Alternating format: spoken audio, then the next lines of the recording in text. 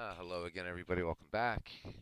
So another night of Ned McGreevy League baseball, and yeah, so very happy that a lot of people hung out. We did almost a 5 hour broadcast today, but it seemed like it was very well received. So thank you to all of you who hung out. It wasn't maybe the most exciting thing in the world, but everybody hung out and it was so cool. We had some great baseball chat today, which was really, really awesome. Covering so many subjects, looked at a lot of baseball games, and who knows, maybe a couple of you found something that you really like, or you were looking at some games, and looking at the comments, which I haven't responded to yet, but I will. Um, or at least one or two people with Out of the Park 8 they picked up. Others picked up Diamond Mind, other people who baseball for Windows, what have you. So, all good stuff. All good stuff. And so here we are back again at Action PC Baseball 2023. Let's make sure that sounds are working. And yep, that sound is working. We got to go here and fix this. That's going into my ear. And nice. There we go. All right. So we don't have any marquee games coming up. Um, so we're just gonna pick one. I thought tonight we would do St. Louis at Providence. So Providence with a record of 64 and 61. St. Louis at 50 and 75. Oh, that's good. Hopefully he's happy. And that's nice to hear, Robbie. Good, good, good, good. All right. So without further ado, let's get to it. And let's see. Da, da, da, da. St. Louis at Providence tonight.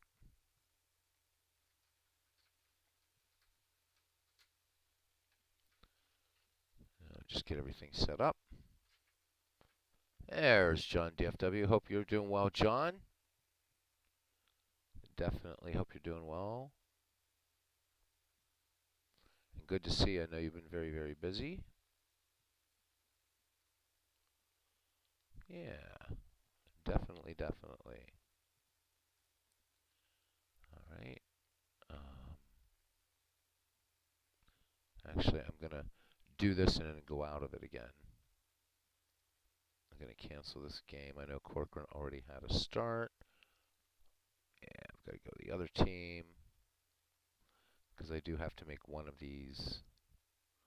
I have to make sure the computer. Yeah, there's Billy Hamilton. Click OK and then cancel it. I'm going to restart. Play ball! Yep. All right, let's do this again. 3 weekend days always helps. Yeah. So, yep. Absolutely. A lot of people were off Monday for Martin Luther King Day, so that's really awesome. That is awesome, John. I hope you enjoy your long weekend. You've certainly deserved it. Certainly deserve it. Okay. Good. Enjoy it. Rest up. Working hard. I know you are. All right. So, this is going to be this one. And who do we have next? Let's look at this rotation. Radborn, Chesbro, Mullen for Providence.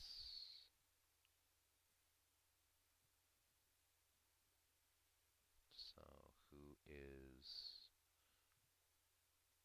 Looks like it's gonna be Old Haas, Radborn, I believe. Okay, sorry guys, sorry this is taking a bit of time.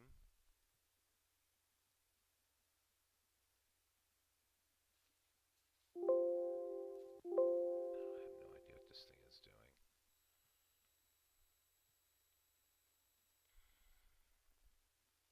Nah, it looks like it's gonna be George. I don't even know what date we're on here. Let me see something. And it's not going to tell me. This is supposed to tell you who your starters are at the beginning of the game. The other one did. This one doesn't do it, and it's supposed to, which is really, really, really weird. So, that's all right. So Tom Hughes. Sorry, guys. I'm just trying to figure this out. This is supposed to be a new feature in Action PC 2023, but maybe it's not. It doesn't, because we didn't create this in 2023. It's not doing that. So this is always fun trying to figure this out. Sort of where we are, because it's hard for me to see who's supposed to be starting. So we're just going to go here and do that. All right.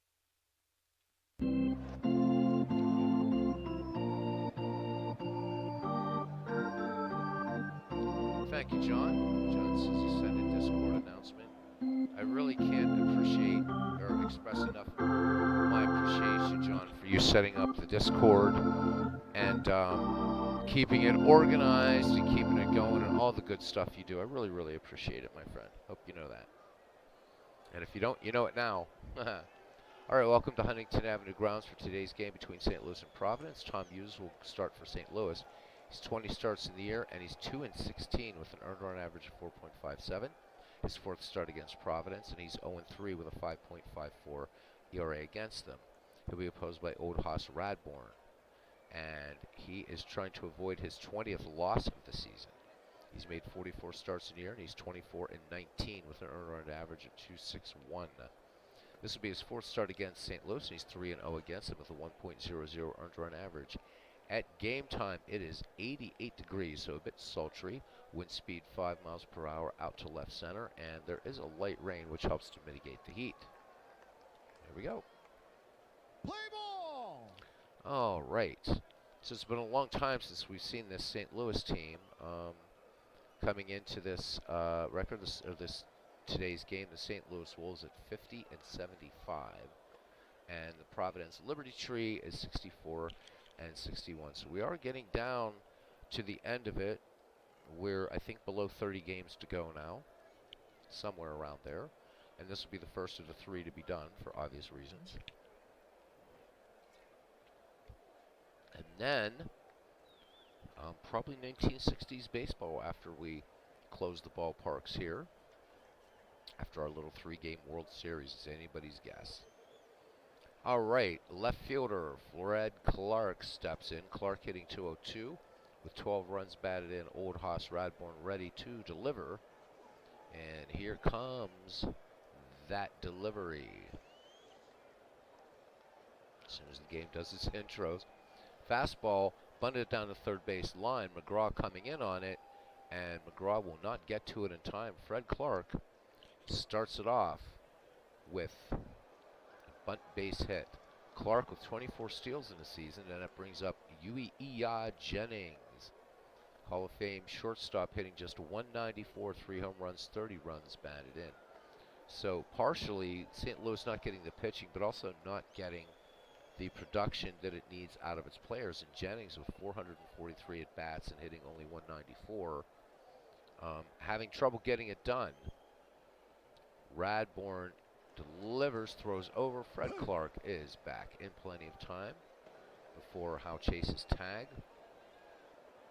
And here is Jennings swinging on the first pitch fastball, chopped to short. Elberfeld up with it, and he will go on to Howe Chase. 2 retired Jennings. So Fred Clark in scoring position for St. Louis, and that brings up Turkey Mike Donlin, center fielder, hitting 268, a home run, and 30 runs batted in. And there is Ken Castro. Good. And Robbie Wartburg saying that he is about to start Philadelphia and Manchester on Diamond Mine. Good, good, good. All right. Back to game action here in St. Louis and Providence. Donlin now stands in, hitting 268, a home run, 30 runs batted in for him. Clark in scoring position. We are just underway here. 1 down at the Huntington Avenue grounds. Radbourne winds and fires the 1-1 delivery. Curveball to Donlin, sent out to right field.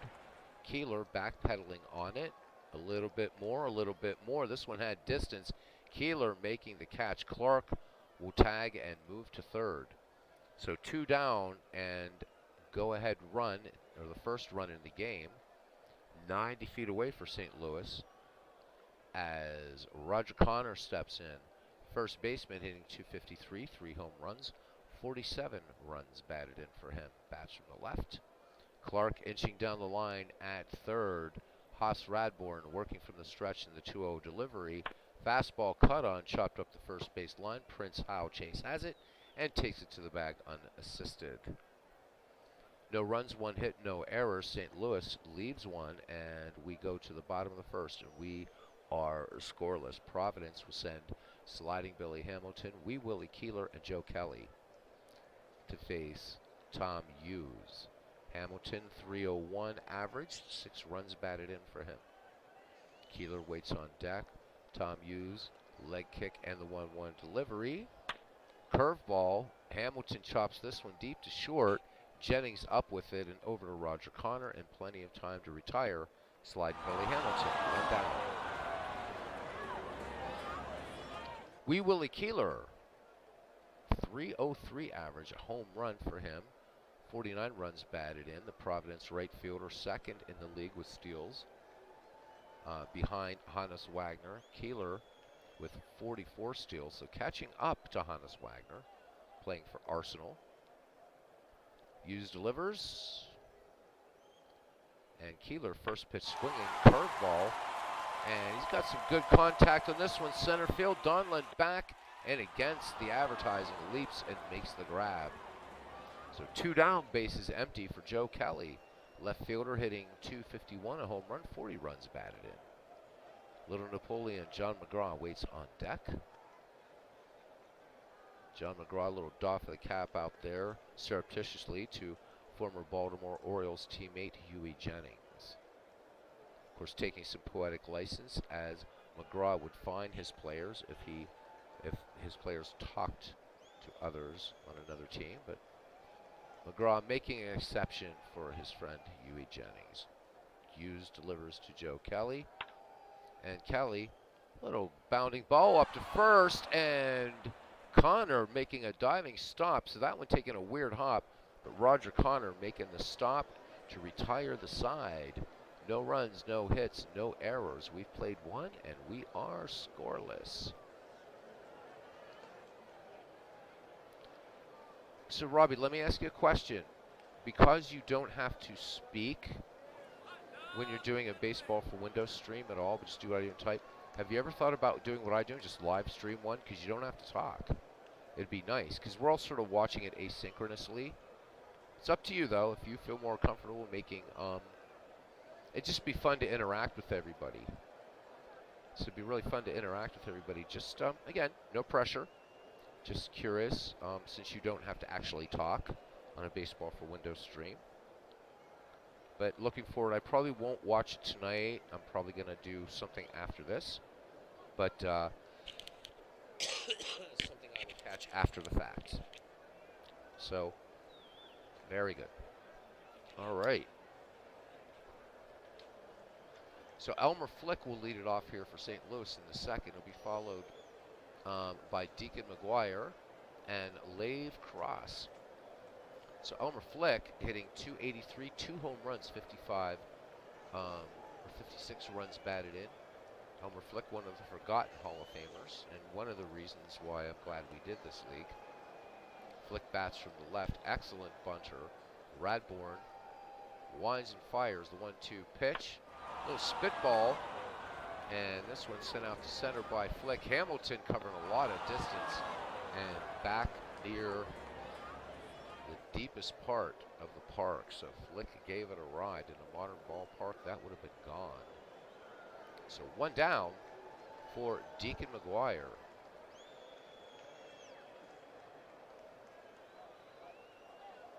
Well, a premiere for baseball for Windows again is it's kind of all right.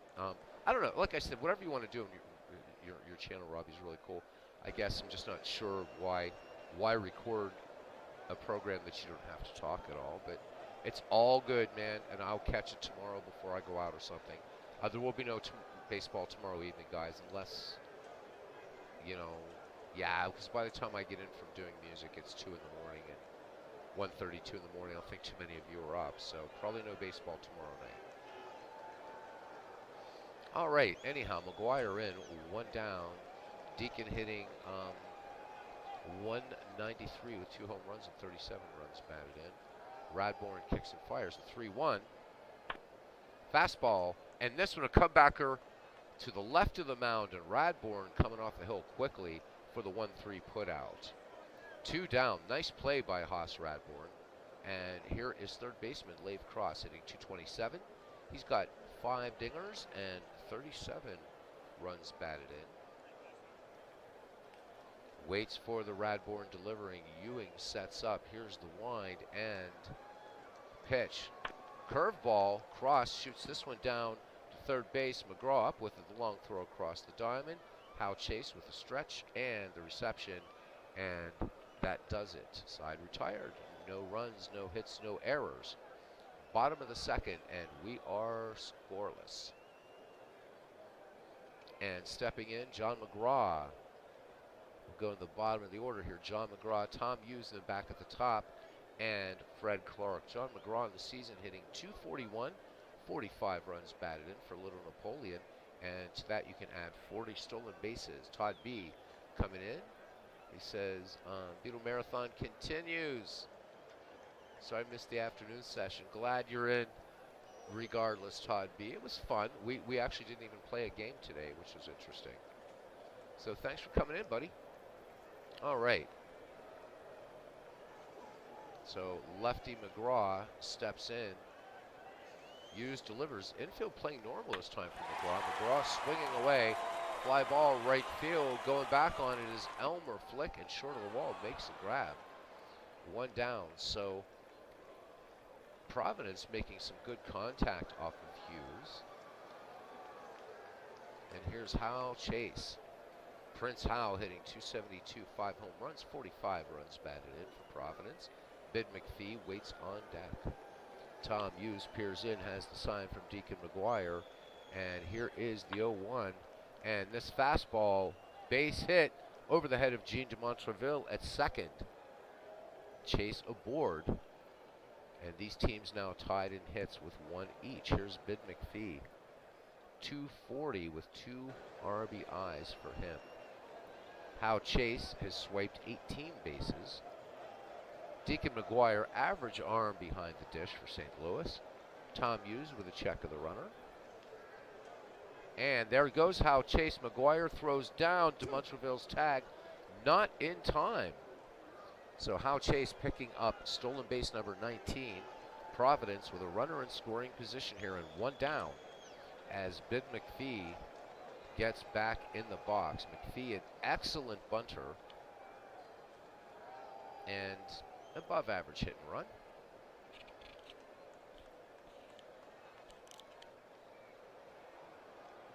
Robbie talking about some epic news last night. It was pretty epic. I think Todd was here, wasn't he? Can't remember. I was in a daze, man. Hughes delivers to McPhee. The 0-1, and this fastball popped high on the infield. This one's going to bring rain. De Montreville waiting for this one to come down, and indeed it does. So 2 away, House Chase remaining on second. Here's catcher Buck Ewing. Buck Ewing's having a really fine season. You see that 253 batting average, but Ewing getting it done in the clutch. 9 home runs, 64 runs batted in, and Ewing with 31 steals. So having a really fine season for Providence, and just below what he's projected in this league at 273, hitting 253. So Buck Ewing pretty much performing as advertised on the tin. Tom Hughes looks over his shoulder at Chase on second. Peers in, has the sign from McGuire, sets and delivers the 0-1 fastball. Ewing swings, fly ball. This one going into foul territory on the left-hand side. Giving chase is Fred Clark, but this one will make the seats. That one almost beaning Harry Stevens, going through the stands and regaling fans with sonnets from Shakespeare and some poetry from Lord Byron, and selling hot dogs. Hughes works now to Ewing, the 0-2 delivery again. Fastball swung on, chopped up the first base line. Roger Connor will take this one unassisted to the bag to retire Ewing and the side. No runs, one hit, no errors. Providence leads one, and we go to the top of the third inning.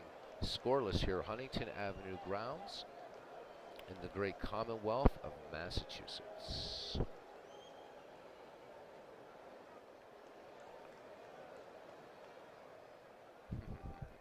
Oh, God forbid that should happen, Todd B. saying that Ken sold his Apple collection and bought Strat seasons.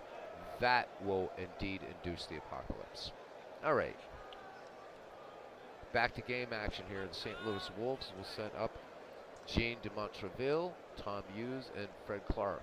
So you heard somebody yell hot dogs. That was not Harry Stevens, who's actually British, but that was kind of funny that came up. Pretty cool.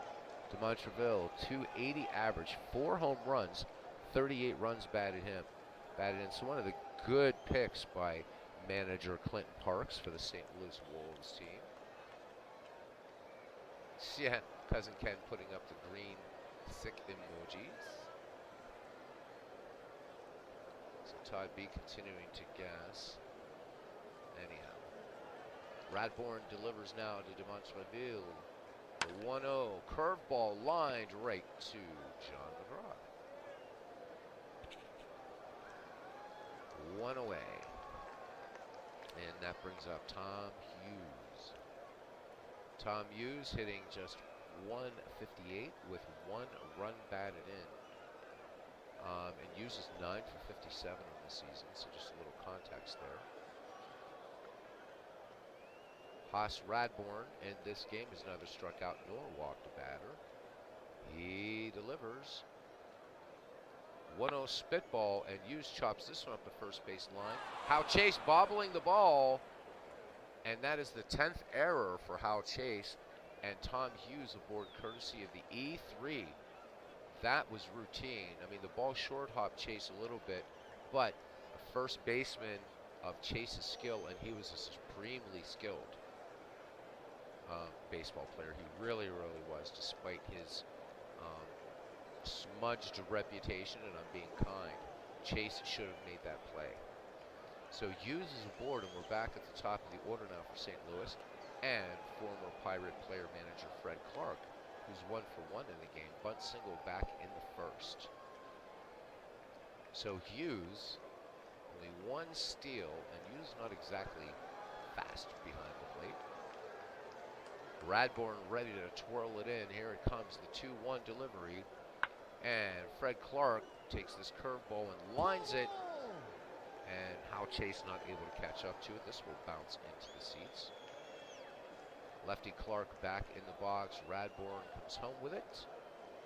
Little changeup, and Fred Clark sends this the opposite way. Joe Kelly going back to the corner and makes a fine catch. So the wind is blowing out to left center. That one getting up there high enough, helping out the Clark hit, but not enough. So 2 down for E.I. Jennings. Ewing grounded to short last time. Hughes 2 steps off first. Radbourne peers in. The 1-0 delivery. Change-up, base hit into right field. Keeler up with it. Hughes around second. Keeler with a good arm. Will they run Hughes? They will not. Yes, they will. Hughes moves on to third base. And Jennings will move to second, so there's a little delay on that play. But 2 in scoring position, 2 down. St. Louis mounting a little bit of a threat here. And here's Turkey Mike Donlin. Superb baseball player and vaudeville and film actor in the off-season. Turkey Mike in this game gave it a ride to very deep right last time up. Old Haas Radbourne works from the stretch. Fastball swung on, Chopper to Elberfeld at short, who goes to his right, up with it, and on to Prince Howe to retire the side. So the error does not hurt Liberty Tree. No runs, one hit, one error, a man left, or two men left. And we go to the bottom of the third, and we are still scoreless here. Clee baseball fans saying good evening to everyone so that we don't keep Todd typing on. So Todd, first time ever in digital baseball, I had a no-hitter last night on Baseball for Windows, 1983 Orioles versus the 1990 A's. Scott McGregor pitched a no-no, and the game ended beautifully with a walk-off RBI by Cal Ripken in the bottom of the ninth. It was perfect, and we're waiting like forever to finally have a no-hitter in digital baseball, and it happened last night. So there you go, buddy. All right. Kid Elberfeld will lead it off. Will be followed by Haas Radbourn and Billy Hamilton. What game? Baseball for Windows, and it was the 1983 Orioles versus the 1990 A's, and it was especially a cool game too because Dave Stewart pitched. He had a two-hit shutout going into the bottom of the ninth. So it was it's just an awesome game. And Baseball for Windows, when a no-hitter's pitched, those fireworks in the crowd, they just go off forever. It's so much fun. I actually thought the game had crashed, but it didn't. It just, so I was so overjoyed. It was nice. So I'm happy now. I have a no-hitter playing digital baseball finally. All right, back to action. Kid Elberfeld to lead it off will be followed, again, as I said, by Haas Radbourn, and then sliding Billy Hamilton. Elberfeld hitting .218 on the year, a home run, and 44 runs batted in. Thank you very much, Todd, giving me the congratulations. I appreciate it. It was really fun. Tom Hughes delivers now. Fastball chopped back behind the mound. DeMontreville going to his right to make the play to retire Elberfeld. DeMontreville, a little bit better range than I would say he's rated for there at second base. I've seen him make some nice plays for these St. Louis Wolves. Robbie says, getting a no-hitter at the start of 23 knows, maybe you might end up married this year. Yeah, maybe. Ken Castro said it was exciting last night. Had everyone on edge. Oh my God, it did. Robbie was counting down the outs. Ken's like, wow, and what? It was amazing. It was so much fun. So, yeah. All right, here's old Haas Radbourn. 245 average for old Haas with 2 home runs and 18 runs batted in. So Haas doing actually going above what's expected. In the league, he was expected to hit 230, and he's hitting 245. Good for him. One less home run than expected, but old Haas doing it up. Trying to go to win number 25 as opposed to loss 20, but old Haas Radbourn probably good for about 3 geologic eras worth of innings. Hughes winds and delivers 1-0 fastball popped high on the infield. DeMontreville calling for it, camps under it, and brings it down. So 2 away, and we're back at the top of the Providence order, and sliding Billy Hamilton. Billy grounded to short back in the first. Todd says he's had 2 new hitters broken up in his project with 2 outs in the ninth. That hurts. That hurts. Ouch. Hughes works now to Hamilton. Fastball, base hit into right field. Flick up with it. Hamilton making the turn at first. And will hold. And here comes Wee Willie Keeler. So Hamilton, of course, great speed at first. Keeler is nothing for one fly to deep center. 2 down here in the bottom of the 3rd inning. Hughes peers in, checks the speedy Hamilton at first. Here's the delivery. There goes Hamilton. McGuire up with it. And Huey Jennings tagged not in time. Steal 17 for sliding Billy Hamilton. So Providence with a runner in scoring position, 2 down. And Wee Willie Keeler back in the box. Keeler not exactly an easy out. Gave it a ride to deep center last time. Hughes checks Hamilton. Winds and fires. 0-1 fastball. Keeler chops this one to second. DeMontreville has it on to Roger Connor. The quick throw to get Keeler. And side retired. No runs, 1 hit, no errors. A man left on. 3 in the books here in Huntington Avenue grounds, and we are scoreless. For St. Louis, 0-2-0, and Liberty Tree 0-2-1.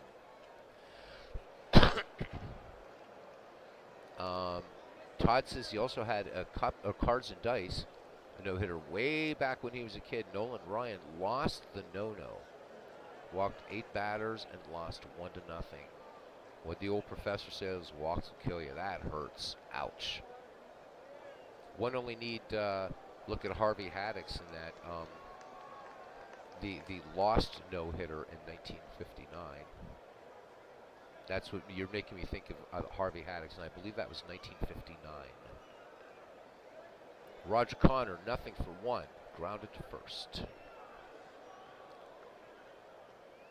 I think the winning run against Haddix scored.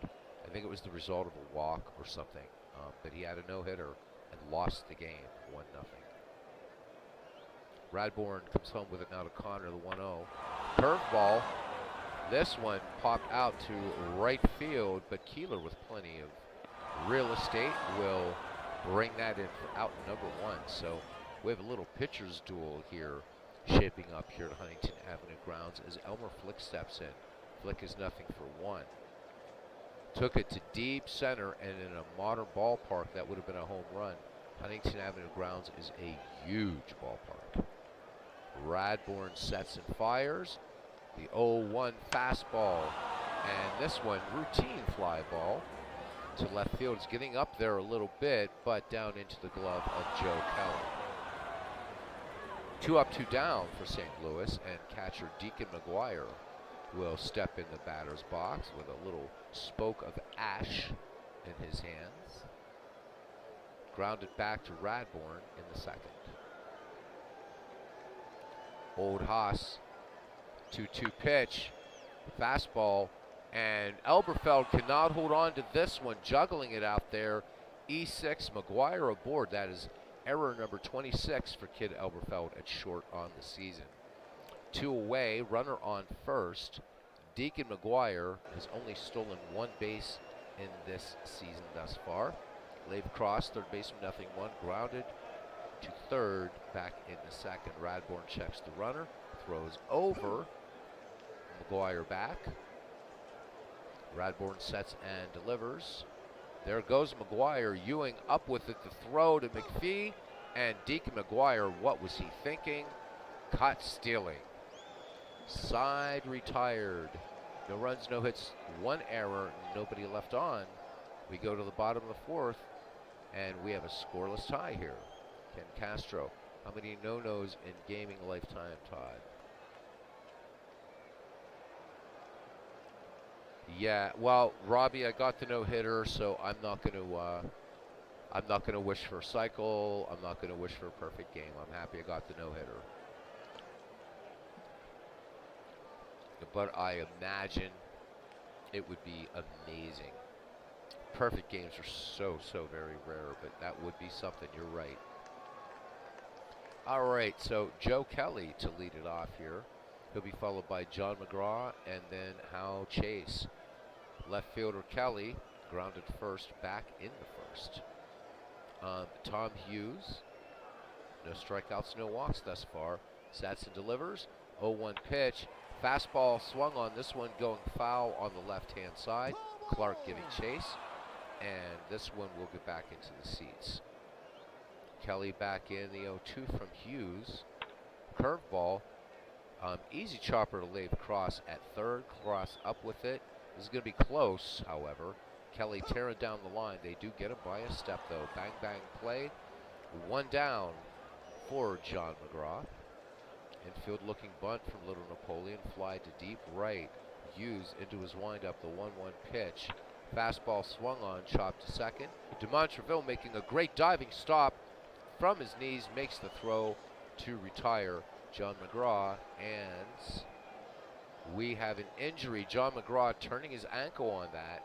So McGraw will be out of the game. Providence will have to put in a new third baseman. 2 down. Hal Chase now. 1 for 1. Prince Howell singled to right back in the second.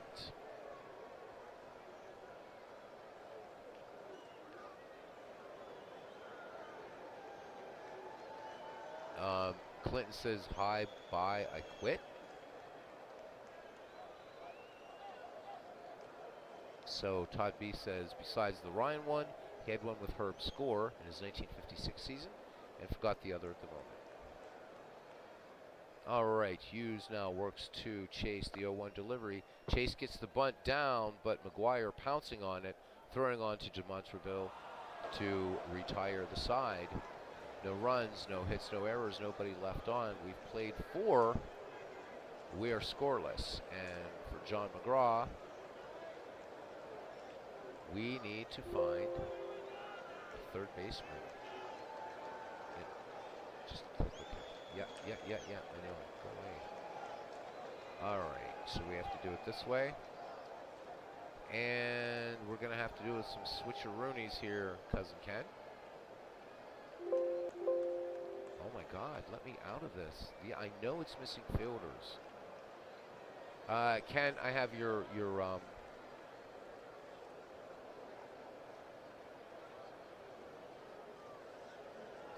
roster up here.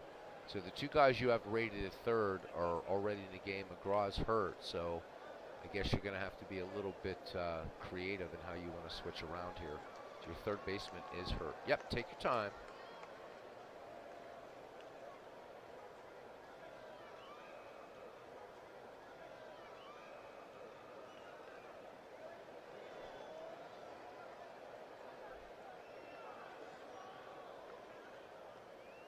Todd B says there's also next year to Clinton. We say that in Cleveland for all sports since 1948, besides 2016, when the Cleveland Cavaliers won. No. Basketball. So I'm noticing here that we're sort of viewership is kind of plummeting here at night. Could be because Al's busy or others are busy. But I'll make this promise to you guys. We're going to see this Ned McGreevy League through to the end. Getting more during the day, and unfortunately, my job is going to really prevent doing a lot of streaming every day on baseball. But for us, we're going to keep this Ned McGreevy League going all the way to the end, even if it's just Ken and I. Yep, you are going to have to play somebody out of position, unfortunately. And God knows who. So that's a big injury. Well, actually, no, Ken. Because you only have one catcher. And that's Buck Ewing. Let me see. Who else? So Elberfeld, if you move, well, Elberfeld, you could move him to third. Wow, I don't know what you're going to do here. Dunlop to third. All right.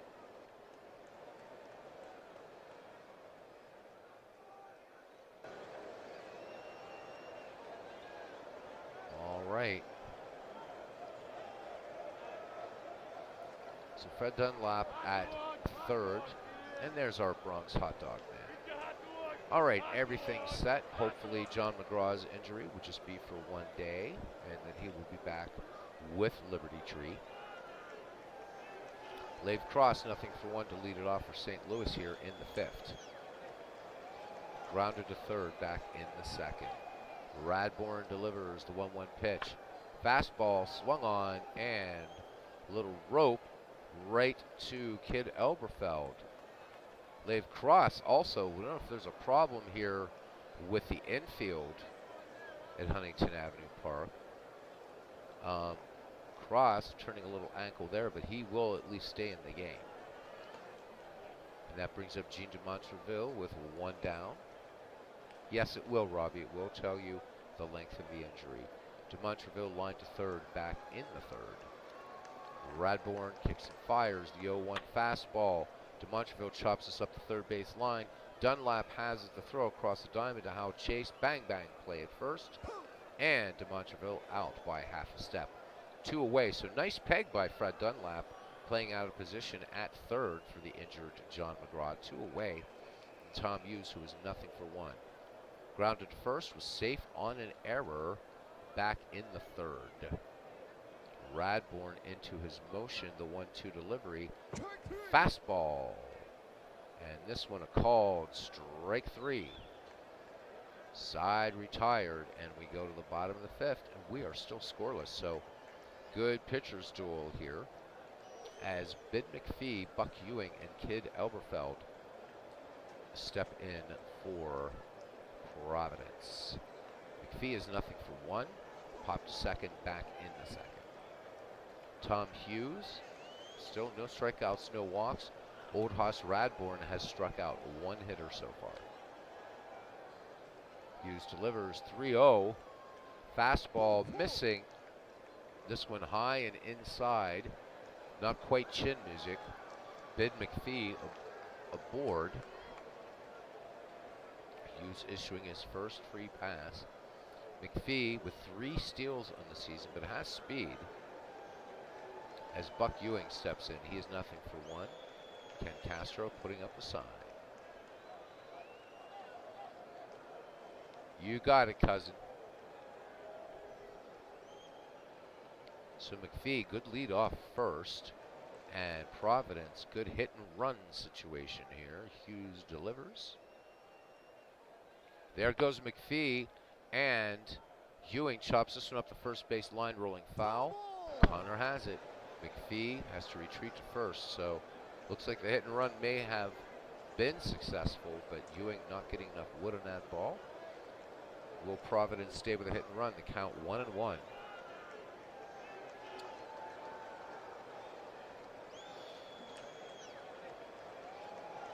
And the glove going up, and hit and run it is again. Hughes with a check of McPhee at first. The count 1-1 on Buck Ewing. Here is the delivery. Curveball, and swinging away is Ewing, and McPhee was in motion again. Count now 1-2. Providence working the hit and run. We'll once again see whether Providence on the 1-2 count wants to try a hit and run with McPhee.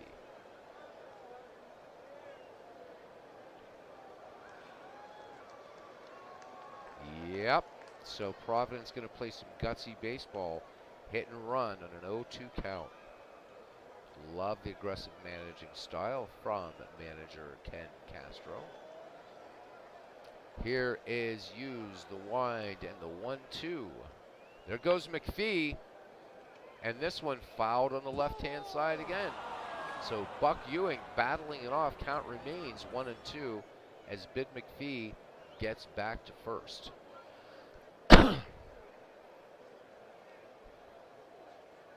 And there's the glove, and manager Castro staying with the hit and run. Here we go again with a 1-2 pitch to Ewing.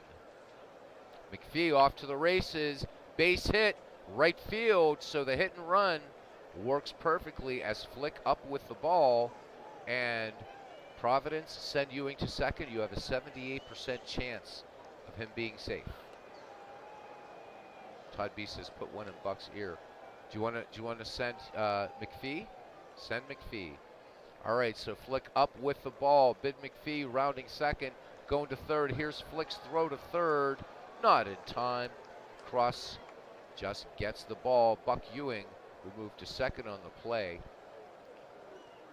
What a and this was a throwing error actually. It was a poor throw by Elmer Flick. And Bid McPhee scores. So went over the head of Lave Cross. Didn't even see that. How about it? Let's look at a replay, as that one completely got us. So let's watch this. So Ewing on the hit and run. McPhee rounds third. Flick up with it. Ewing holds there. The decision made to send McPhee. McPhee slides into third. Cross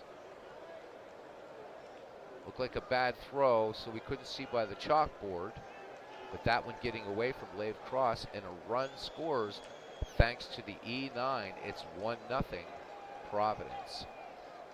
So, Dave, you still need a little bit of work on the chalkboard, apparently. All right, 1-0 Providence here in the bottom of the fifth, and that could be a big run. And are you calling sacrifice for Elberfeld with nobody out? Cousin, just making sure.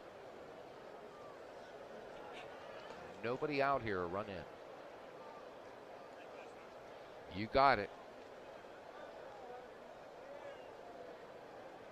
All right.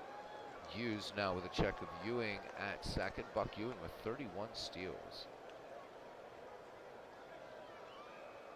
Hughes delivers. Elberfeld gets the bunt down, and McGuire will go to DeMontreville covering at first. Buck Ewing will move to third on the play. It's a successful sacrifice bunt, and it brings up Old Hoss Radbourne as Robbie keeping us up to date here on the Diamond Mine version of this league. It's final. Philadelphia beating Manchester. Is that 6-4? All right, here's Old Hoss Radbourne. He has nothing for one. Possible second run just 90 feet away for Providence at third base. And Old Hoss Radbourne popped to second, back in the third. 8-4. Thank you, Robbie. I have this monitor angled a little weird, so I couldn't tell if that was a 6 or an 8. Thanks, buddy. All right, Hughes works from the stretch to Radbourne. 0-2 delivery. Radbourne swings. Ground ball to short. Jennings up with it. He'll go to Connor for the short out. And Buck Ewing will score the second run. It's 2-0 Providence now. Base is empty. Back at the top of the order for Providence, Liberty Tree and Billy Hamilton. Hamilton is 1 for 2. Singled back in the third. Keeler waits on deck. Hughes works now the 1-2 pitch. Curveball, and Billy Hamilton waved at this one and came up empty. But 2 runs, 1 hit, 1 error that led to the Providence's first run. 5 complete. It's Liberty Tree 2 and the Wolves nothing. And St. Louis will send up the top of their order Fred Clark, Huey Jennings, and Mike Donlin. Radbourne in the game has struck out a batter, has not issued any free passes. Fred Clark bunt single and flied out then in the third. Radbourne sets and delivers the 0-1 pitch. Curveball swung on, chopped to short. Elberfeld up with it. Should be a textbook 6-3 putout. On to Hal Chase, and indeed it is. 1 down.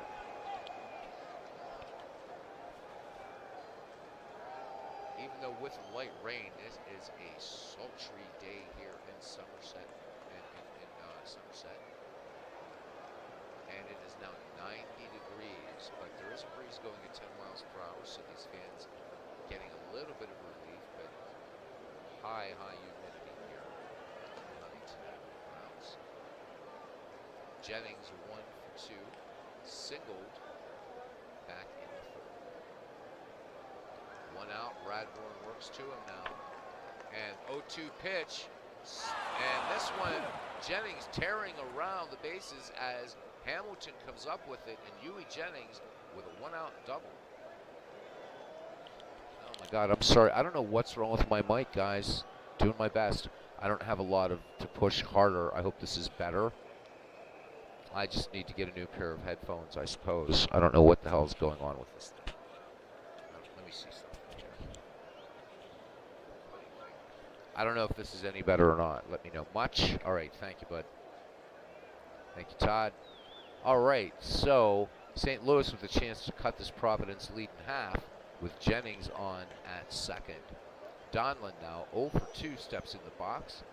He flied to very deep right and grounded to short. Batch from the left-hand side takes a couple practice cuts as he steps in the box. Robbie, I have no idea. I really don't. Maybe a year or two old. I have no idea if they get a lot of use. Radbourne now comes home with it to Donlin. The 1-0 delivery. Fastball This one routine to center field. Billy Hamilton will make the catch. Jennings will tag. And here's the throw from Hamilton to third.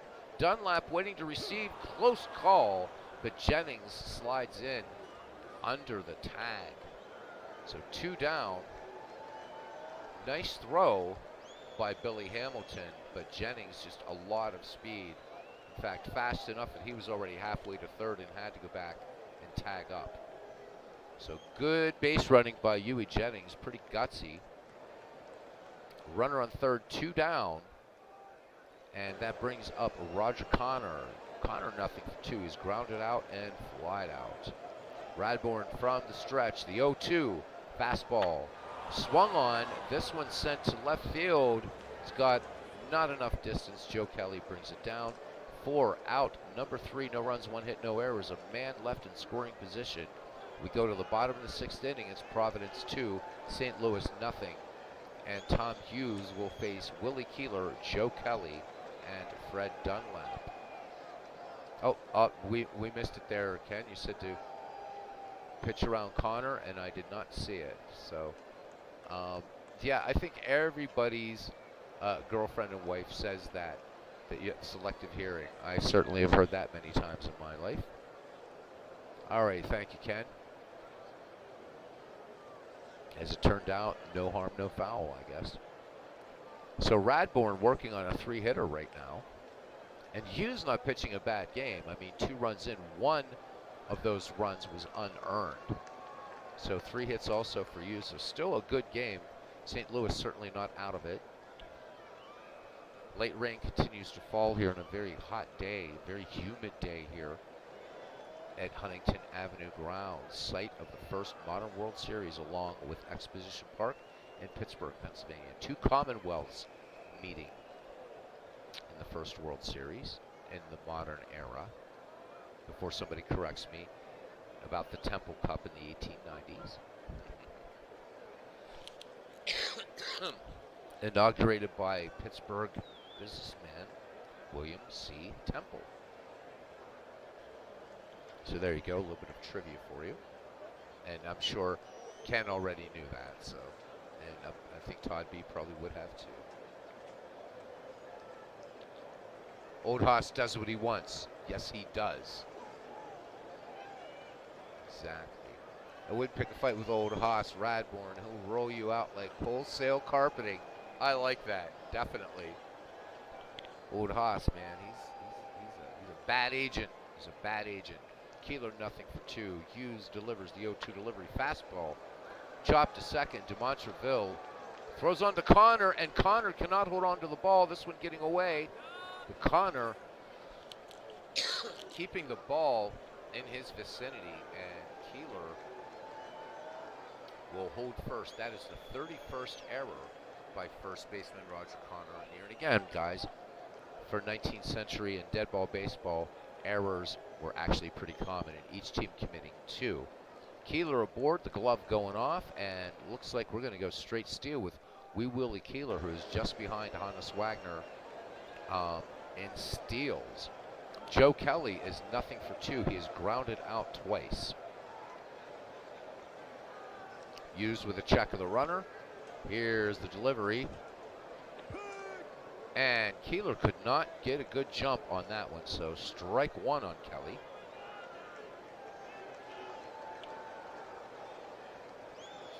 So in these games, when you guys call a play, I'm not going to assume you're staying with it, so.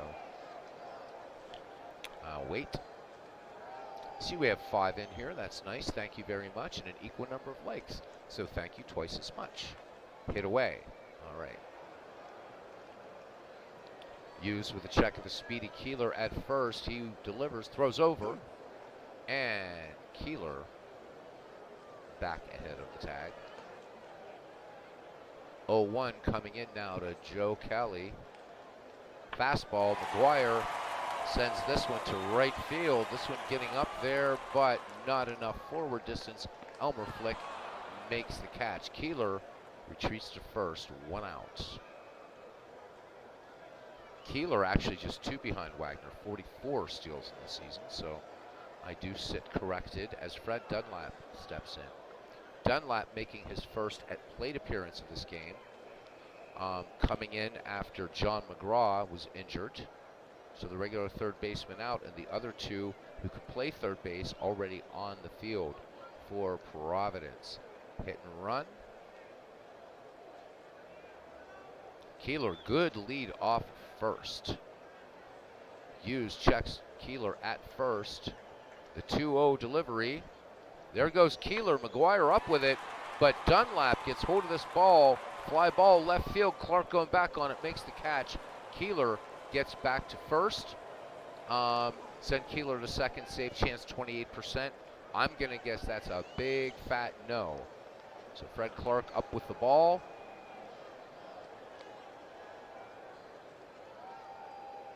Don't know how gutsy Ken wants to be. 28% chance of being safe. But I'm not going to click no. All right, there. I didn't want to assume for you. So Keeler will hold first. 2 down for Prince Howell. Chase is 1 for 2. Single to right and bunted to the catcher. Hughes checks Keeler. Delivers to Chase. There goes Keeler. The throw down by McGuire. The tag by DeMontreville. Not in time. Wheelie Keeler with steal number 45. So catching up to Hannes Wagner quickly. We'll see if Wagner gets any steals tonight when we autoplay the next game. Unless there's an appetite for a doubleheader. Robbie Wartburg says game recording started for Federal League. Figured I'd start early since getting uploaded takes time. Willie Keeler in scoring position, 2 down. Count 1-0 on Hal Chase. Here's the wind and the delivery. Fastball, base hit into right field. Coming in on it, Elmer Flick. Keeler rounding third on the play. And Keeler, here's the throw home. McGuire's tag. Not in time. This one gets away from McGuire. And Chase will move up. And Chase moving all the way to third on the throwing error by Elmer Flick. E9, and that's his 19th error. And it is the third error committed by St. Louis in today's contest. It is now 3-1 Providence, and Hal Chase knocking at the back door. Almost makes you want to sing the Deep Purple song, Knocking at Your Back Door, but I don't want to start laughing again, because that song has nothing to do with doors. Bid McPhee now steps in. He is nothing for 1, and up goes the glove from cousin Ken Castro. Chaos on the bases, says Todd B. Is Ken gonna try? Oh my God. Gutsy. 2 outs, calling for a bunt hit. All right, Bid McPhee. Pretty good bunter up there.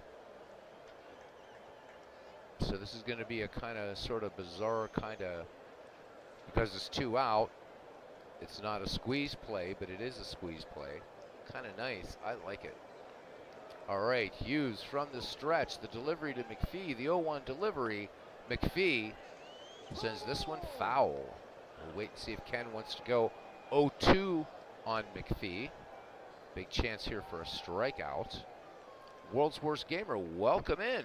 Oh yeah, right Clee Baseball. CCR's looking out my back door. World's Worst Gamer says did a little work on my 1974 Fantasy League Draft League and PC Replay Baseball. But so far from starting playing that season, it's been months and months since I first started drafting Team 4. It's crazy. Sometimes things take time to get going, World's Worst Gamer. Don't beat yourself up, my friend. And Ken saying hit away. Doing pretty well here, World's Worst Gamer, and hope you are doing well as well. Good stuff. All right, McPhee back in the box. The 0-2 Hughes working from the stretch. Fastball. And this one just outside. Hughes missing. And McPhee working the walk. So runners at the corners for Providence. 2 out, 1 in for Buck Ewing, 1 for 2. Ewing always a bit of a scary hitter. RBI single scoring Bid McPhee back in the fifth.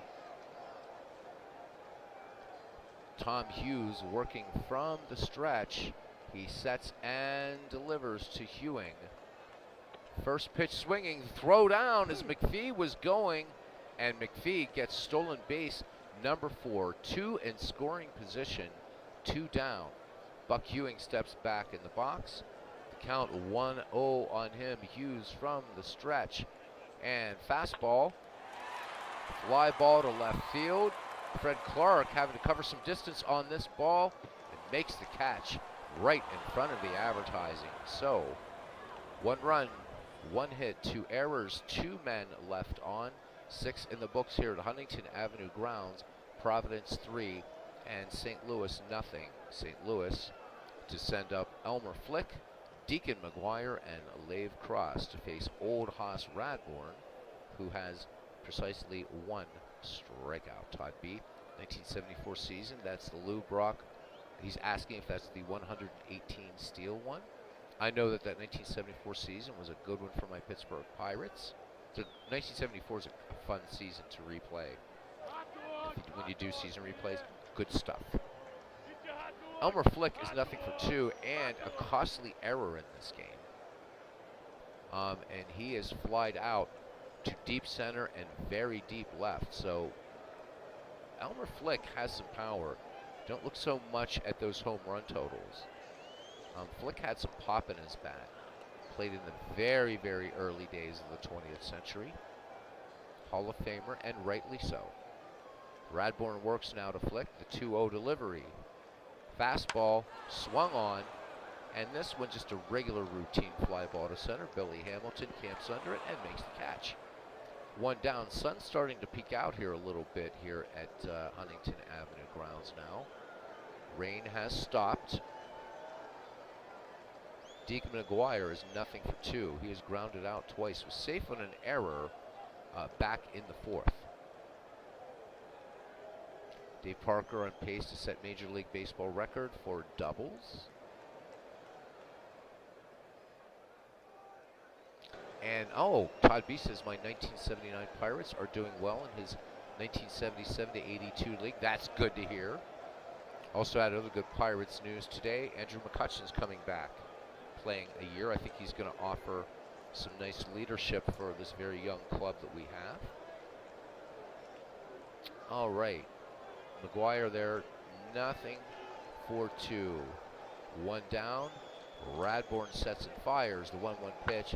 Fastball swung on. Elberfeld has it and just going to hold on to that ball. No, he dropped the ball. Gave it a little boot thinking he was playing some football in Ireland or something. So error number 27 at short for Kid Elberfeld, and Deacon McGuire aboard courtesy of the E6. McGuire has a steal on the season. Lave Cross is nothing for 2. He is ground out and lined both times to short. Radbourne winds and fires, throws over. McGuire back ahead of Chase's tag. You can see the play results box populating there on the left-hand side, showing that right now there is a 3.8% chance for a run, 2.2% chance for 2 runs to score. An overall 6% chance for runs to score, whether that be 1 or 2. Radbourne works now. The 3-0 delivery, and Cross laying off that fastball by Old Haas, who has now issued a free pass, so he's even up on both sides. 1 strikeout, 1 walk, 1 down, 2 aboard. McGuire at second, Cross at first for Jean de Montreville, who is nothing for 2. He's lined out, grounded to third.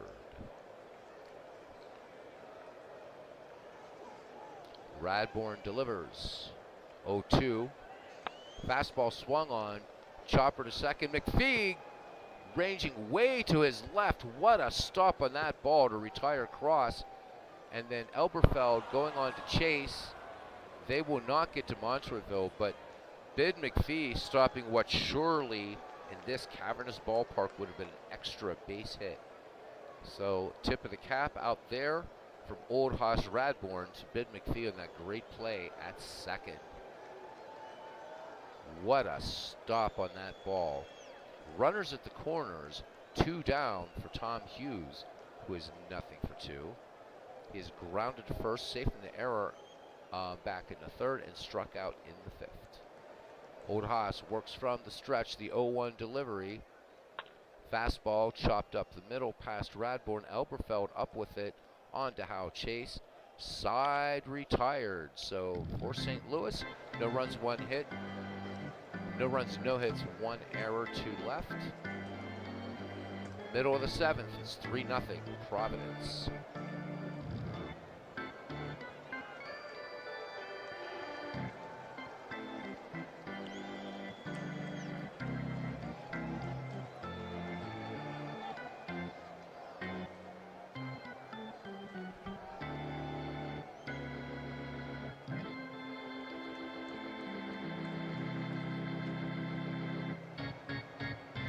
Okay, this is some good news for PC Replayer stuff, PC Replay Baseball, folks. So, World's Worst Gamer says, by the way, in case anyone cares, and I'm sure folks do, there are some PC Replayers here and in our community. Replay having some sales on both cards and dice and PC. $5 off, this and that, he says. Thinking about getting a season still expensive. It is. Pib. 99 in here, out of town scoreboard.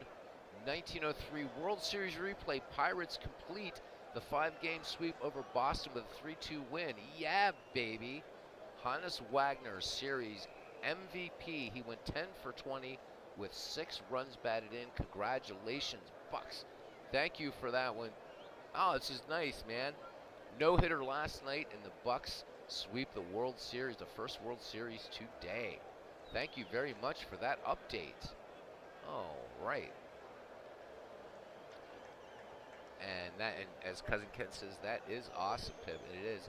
And World's Worst Gamer, thank you for that news for PC Replay Baseball Mavens. Good stuff.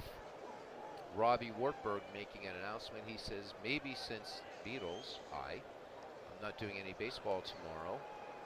He says he might do a Federal League day and night doubleheader. Oh, yeah, I love the dead ball results too, Ken. Yep. So look for that. Robbie saying he might do a day-night doubleheader. Robbie working on his baseball knowledge. We will just let Robbie know that it's cool that you're going to do a doubleheader. If you want to be authentic, however, there was no such thing as day-night doubleheaders back then, so hopefully you will do a doubleheader sometime. But a day-night doubleheader, so we may get 2 games from Robbie tomorrow, plus he has 1 uploading tonight, and he finished a federal, or a Ned McGreevy League and Diamond Line tonight, so Robbie cranking out the baseball. All right. And one more thing from Todd B. He says he's kind of getting away from replay baseball, but he loves the basketball game. Cranking out one old season every year or 2 is not cutting it for him.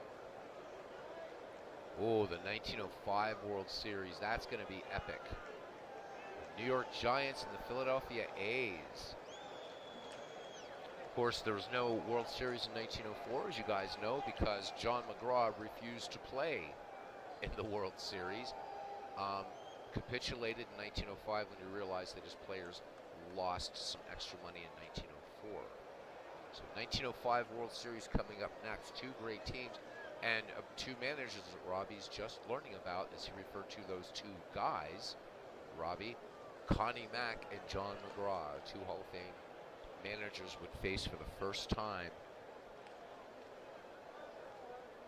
in the World Series. Would have been their second time had McGraw not held out in 1904. Of course, the second World Series never played was 90 years later in 1994, thanks to a baseball strike. All right, Elberfeld to lead it off here for Providence in the bottom of the 7th. Old Hoss Radbourne, and then sliding Billy Hamilton. Elberfeld is 0-for-1 in the contest. Bunted out. There's actually a sacrifice back in the 5th. Hughes comes home with it. The 1-2 pitch. Little change-up, fly ball. into shallow left field. Coming in on it and making a great play on that is Fred Clark. Good stop on that ball. Picked it right off the grass. Radbourne nothing for 2 in the game.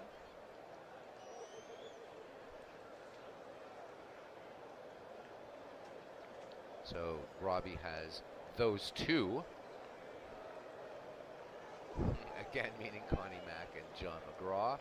2 of the greatest managers in baseball history managing the Federal League. So that's fun. All right. So Radbourne back in the 5th, grounded to short, scoring Buck Ewing. Bases empty, 1 down. Hughes comes home with it now. The 1-0 delivery. Fastball swung on. This one out to left field.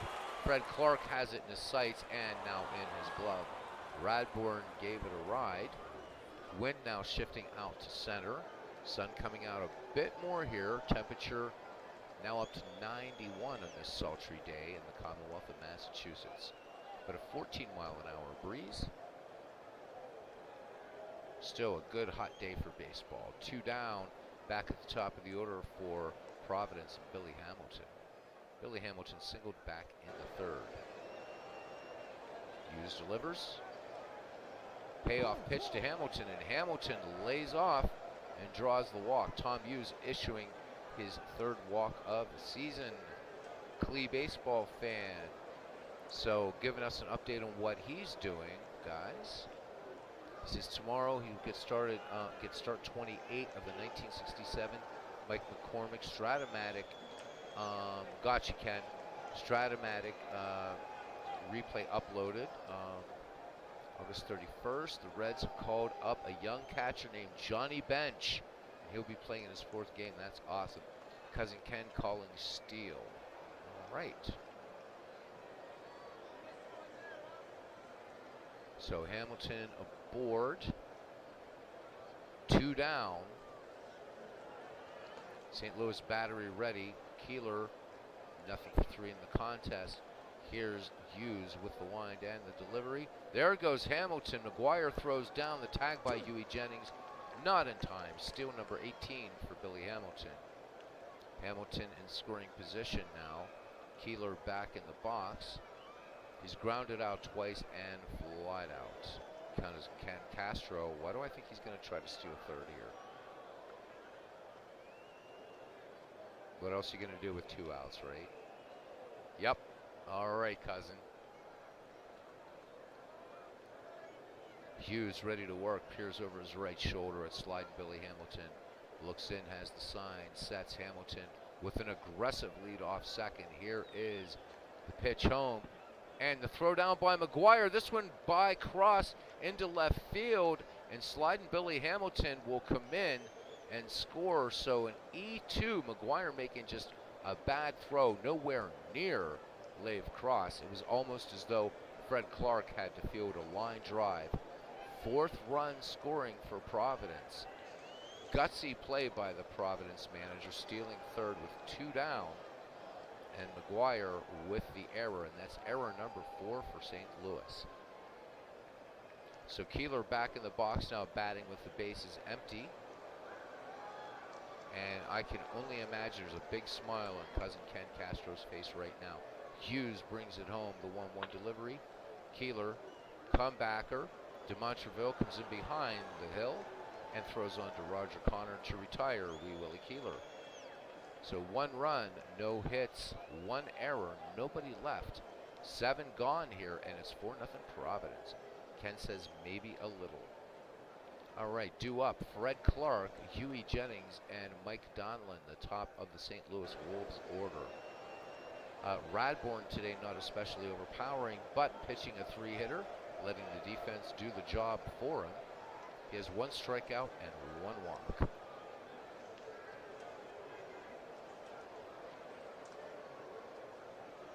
And Robbie Wartburg's thinking he's going to grab, like Joe Torre, he says, and have him manage a Federal League game sometime. Well, it will be interesting. It will definitely be interesting, to say the least. It'll be a fun what if, certainly. It's not going to be, you're not going to get an accurate game out of it, but it'll be interesting, that's for sure.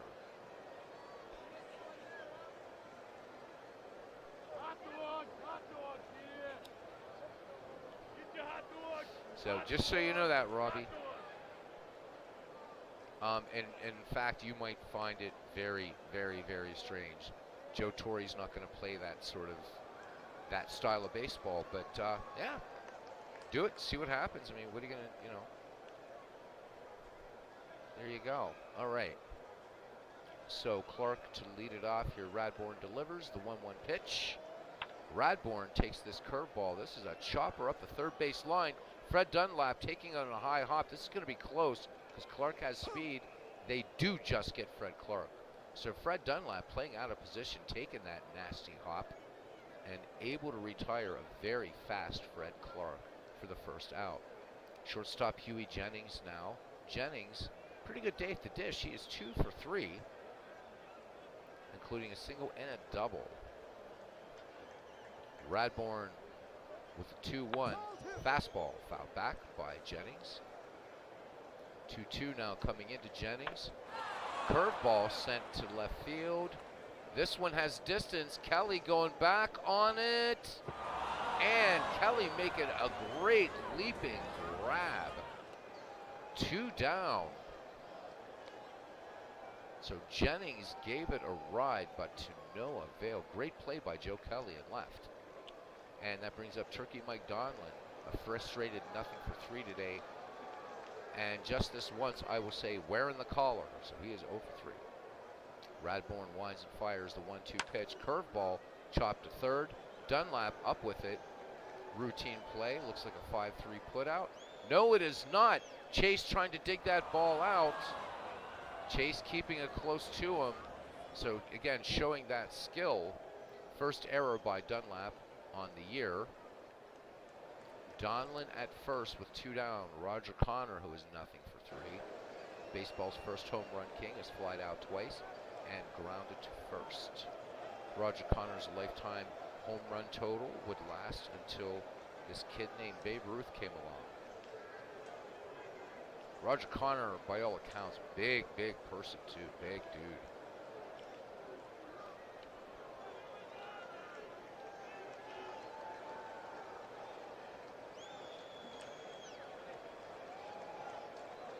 All right, back to it now as my cat Darcy comes over to say hi to everybody.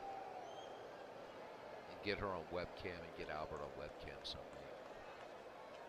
All right, Connor 0 for 3, runner on, and Mike Donlin has 17 steals in the season.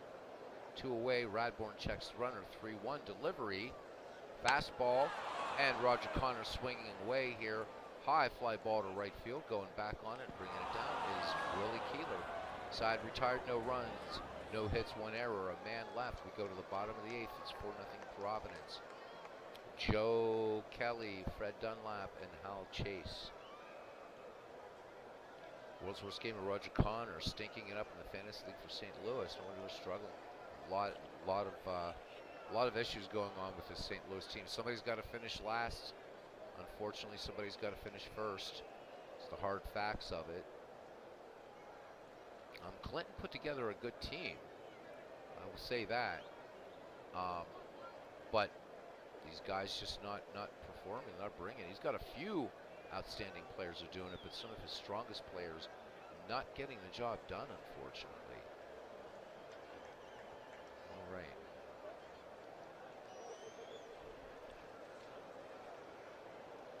Back to it.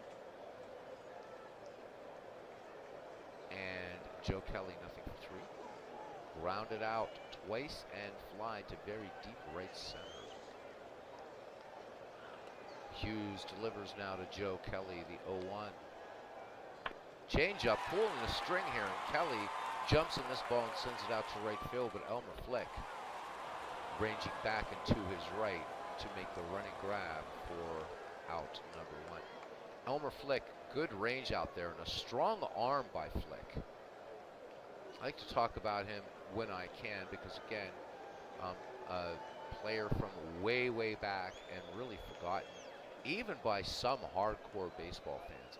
Elmer Flick is not a Hall of Famer that will come immediately to mind, but definitely deserving, deserving Hall of Famer. Dunlap now nothing for one. Gave it a ride to deep left center back in the sixth. And again, Dunlap in for the injured John McGraw. Hughes comes home with it now. The 2-2 pitch. Fastball swung on. This one out to left field. Dunlap got good contact on it, but Fred Clark is just taking him in like a Hoover vacuum out there. 2 up and 2 down for Prince Howell Chase, having a good day at the plate today. He is 2 for 3. And in the sixth, when he grounded a single, and Willie Keeler scored, and Chase got to third on that play. So Prince Howell contributing to the Providence effort today. Cranks and cranklets. Hughes ready to twirl it in. The 1-1. Fastball swung on, and this rope right to Huey Jennings. Side retired. No runs, no hits, no errors. And we go to the ninth. It's Providence Liberty Tree 4 and the St. Louis Wolves nothing. Radbourn working on a 3-hit shutout right now. Each team with 4 errors. St. Louis is stranded 7, Providence 4. So Providence with 4s across the board. Elmer Flick, Deacon McGuire, and Leif Cross are going to try to break the hoodoo voodoo here by Old Hoss of Radbourn.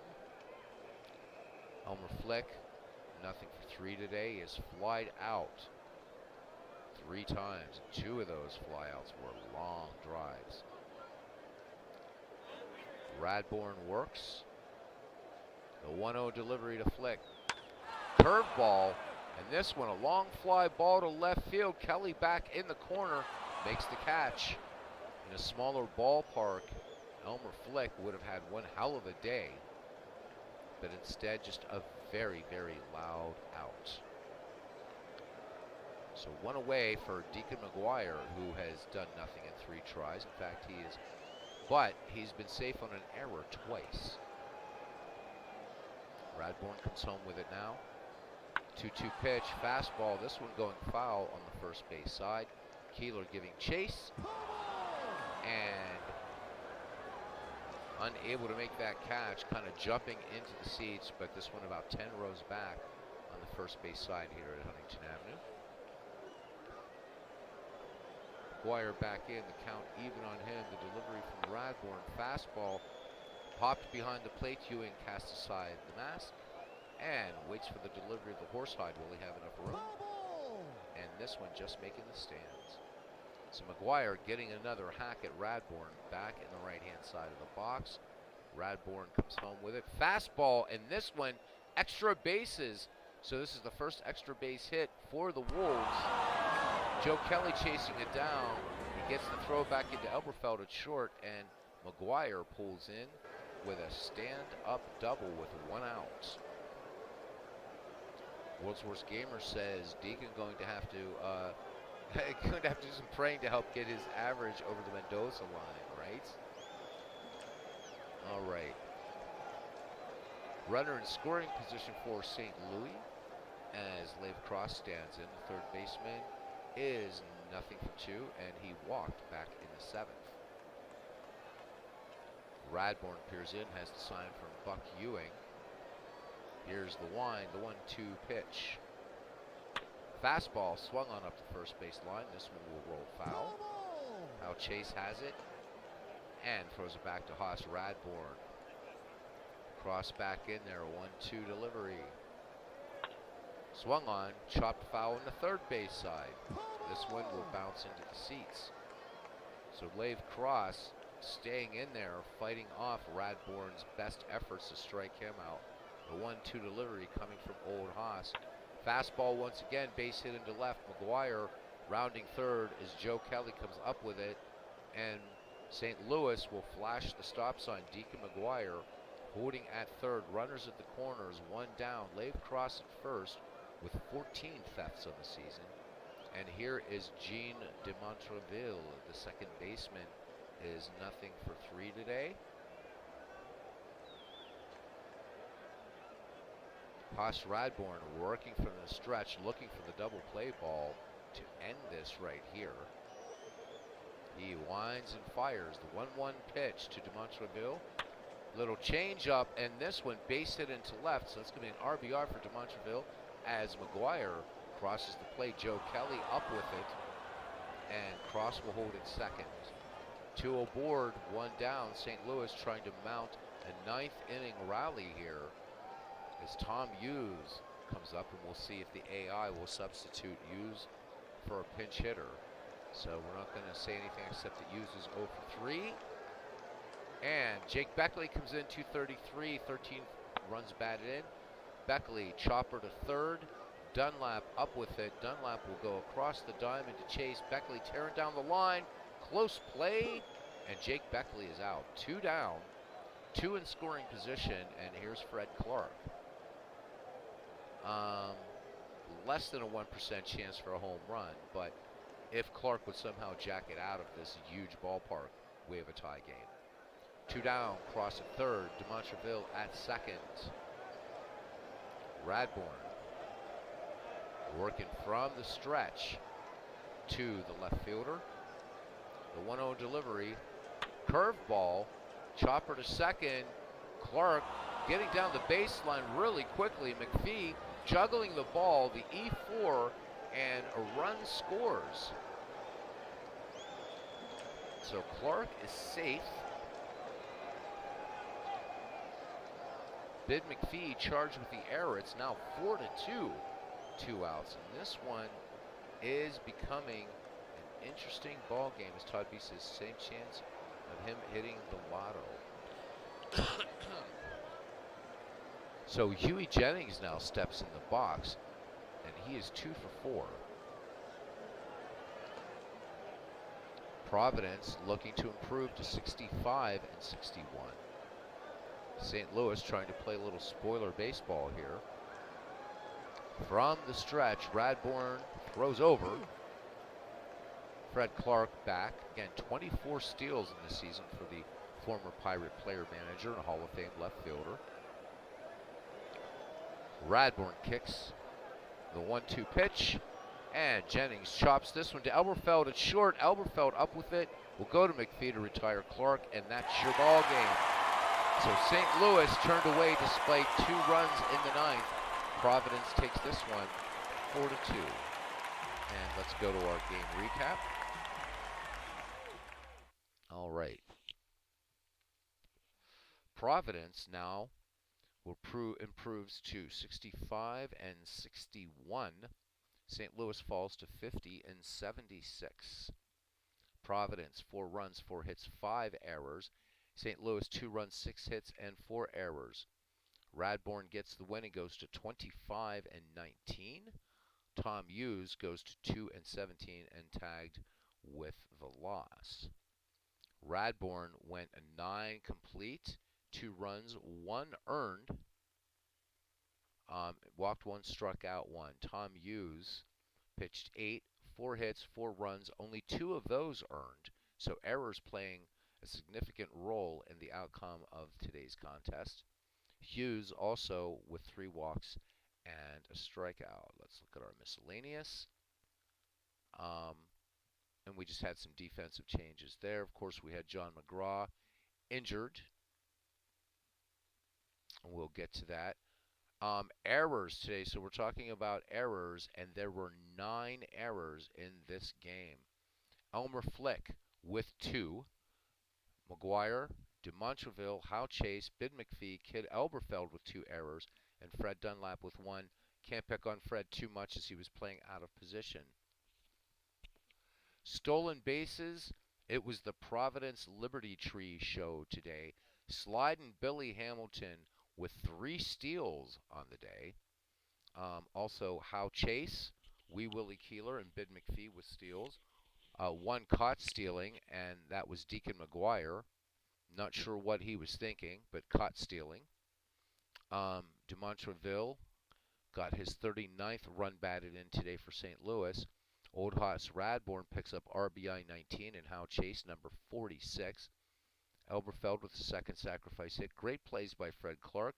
Gene de Montreville, Roger Connor, Ben McPhee, Fred Dunlap with a poor play again, playing out of position. Left on base, St. Louis stranded 9. Providence 4.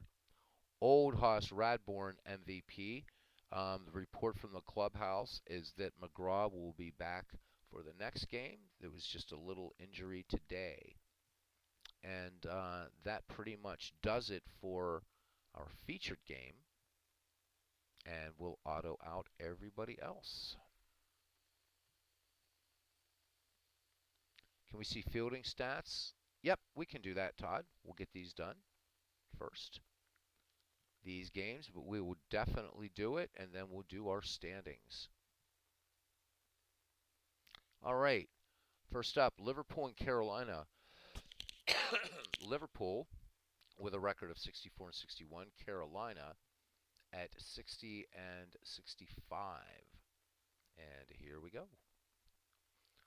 And Carolina puts a whomping on Liverpool 7-3. Noodles Hahn gets the win for Carolina. He goes to 9 and 12. John Clarkson takes the loss for Liverpool. He goes to 15 and 12. Sam Crawford for Carolina goes 2 for 4, including a home run, his third, and a stolen base. Next up, Bellingham and Manchester. Bellingham a game above 500. They are 63 and 62. Manchester at 67 and 58. Play ball. Manchester taking care of Bellingham 3-1. Jack Feaster gets the win for Manchester. He goes to 11 and 7. Carl Mays tagged with a loss for Bellingham. He goes to 7 and 11.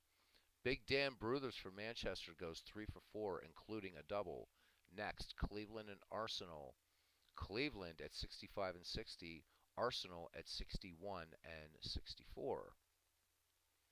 And Cleveland defeats Arsenal 5-2. Addy Joss gets the win and goes to 18 and 10. Stan Kolovaleski takes the loss for Arsenal. He will drop to 6 and 3. Finally, Philadelphia and Butler. Philadelphia in first place coming into today's game at 67 and 58, and Butler at 64 and 61. So two teams above 500. Let's play it out. Philadelphia defeats Butler 10-6. Christy Mathewson reaches the 20-game win threshold. So he is at 20 and 11. Smokey Joe Wood. This would have been a great matchup to watch. Maybe not necessarily a great game, though. Smokey Joe Wood will fall to 12 and 5. Bill Joyce goes 4 for 5 with 2 stolen bases. Just looking really, really quickly here. We want to keep the Napoleon Lajoie, Tris Speaker thing going here, and Walter Johnson. So Nap Lajoie leading the league, so batting average 345. Tris Speaker behind him at 317, and it's been Lajoie and Speaker. And in fact, we only have in this entire league, considering the pitching, you shouldn't be surprised, 5 players at 300 or above. So Willie Keeler at an even 300, Jesse Burkett at 305, Manchester, or Dan Bruthers at 308, and of course Speaker for Liverpool at 317, and Lajoie for Cleveland 345. Manchester, so 2 of its players in the top 5 in batting average. Quick look at earned run average. Walter Johnson just running away with it, 1.17. Pete Alexander behind him at 1.86. Ed Walsh at 1.94. Rube Waddell at 1.96. John Montgomery Ward 1.98. And Jack Feaster at 1.99. And then everybody else, ERAs start at 2 and above. So Jake Weimer, who was up there with the league leader, is now starting to cool off a little bit, but still take a picture with a 2.02 earned run average. Good stuff. Good stuff. All right, Todd wants to look at some statistics. I'm very happy to do that. So what? I've only been on 6 hours today. This is nothing, man. All right. Let's let our standings though update first, and we'll look at what we have. And Philadelphia and Manchester, they are neck and neck. So tied for first, identical records, 68 and 58. So 10 games above 500, pretty safe to say these guys aren't going to drop anytime soon. We have roughly 25 games to go. Cleveland in second place, just 2 games back at 66 and 60. Providence should be happy to know it is in third place, 3 games back, 65 and 61. Butler and Liverpool tied for fourth, 4 games out at 64 and 62. Bellingham still playing 500 ball, 5 games out, still in the race. Outside chance. Arsenal and Carolina at 7 back, and St. Louis 18 games back and 7 games from elimination in this tournament. So I think what we're going to do quickly, instead of seeing the same games again, if you guys are fine with it, we're going to autoplay the 26th of August because it's the same teams meeting. And then after that, we will have, for the next time slate, Cleveland at Liverpool. That should be good. Philadelphia at St. Louis, Bellingham at Carolina, Arsenal at Providence, Manchester at Butler. So either that, or if we have somebody that wants to manage their team, we can do that. So how many games left? We are at 120. We've got about 29 roughly games left, something like that. We're getting down, right? Ken says 26 is different teams, no? Meaning, I'm not really sure what we're asking here. So I do know that we've got, we're showing Manchester 25 from being eliminated. So I can't remember offhand how many games I set this up for, but we're getting down to the end. We are getting down to the end. So we got a few more weeks with our Ned McGreevy League. I was hoping to have this done by the end of January, but I don't think that's going to happen. But there's nothing pressing, as the Negro League season is not going to be ready for some months, and the 1960s Draft League is going to be next when this is over with. Frankly, I don't want to see this ending. I'm having so much fun with this, but we're getting down there. All right. So Todd B wanting to look at fielding stats. All right, let's do that. Let us do it, because why not? First, let's look at team fielding. So here we go, and Todd asking, like to see who leads in errors and great plays. That's going to be a different sort of, well, right here we have it. So great plays, it's Manchester with 184. Cleveland, you'll be happy to know, you're number 5 with 175. Behind Manchester's Liverpool, 182. Philadelphia with 179. Great plays, Bellingham with 177. Double plays turned. Manchester, 76. Cleveland, second with 70. Arsenal and Butler tied for third with 68 double plays turned. Philadelphia with 67. Errors committed, Carolina with a league best 135. Butler at 156. Providence 158. Philadelphia 160. And Manchester 161. Let's do it like that. We can't do it like this. Who's leading in poor plays? The same team, the poor plays as Carolina with 135. Let me see. What else do we want to look in here? Putouts, assists. Really, and what can you say about that? Errors, of course, always a big thing in this game.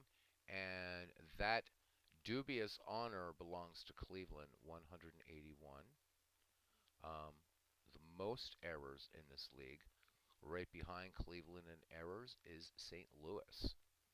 So Cleveland not necessarily doing it in the field, I guess. Although, again, 175 great plays, one could argue that Cleveland's players going for the ball a lot more aggressively, hence the higher number of errors. So overall in team fielding, it goes like this: Carolina, Philadelphia, Butler, Manchester, Providence, Bellingham, Arsenal, Liverpool. I'm a little ashamed of my team being number 8. St. Louis and Cleveland. Right. I thought you wanted to see team leaders, Todd. I thought you wanted to see team leaders. So my mistake. Although it was fun to see that. I think it was really definitely fun to see that, or I would have gone here first. All right. So, who is leading in errors as far as people? Now, these, for some reason, great plays, poor plays, all that, these aren't populating yet. Not sure why they're not populating. But we can do this by position if you would like. But overall, Tim Keefe leading the league in errors with 19. Clarkson, Rusi, Corcoran, and Radborn. So this is just looking at pitchers. Let's do this for. How do we want to do this? How do we want to do this? And we don't want real stats, by the way. We want replay stats, you Egypt. There we go. That's better. And we've got to do this by position. And I don't think you guys want me to read off by position, do you? We can. So we have now everything is populating. All right, so here we go.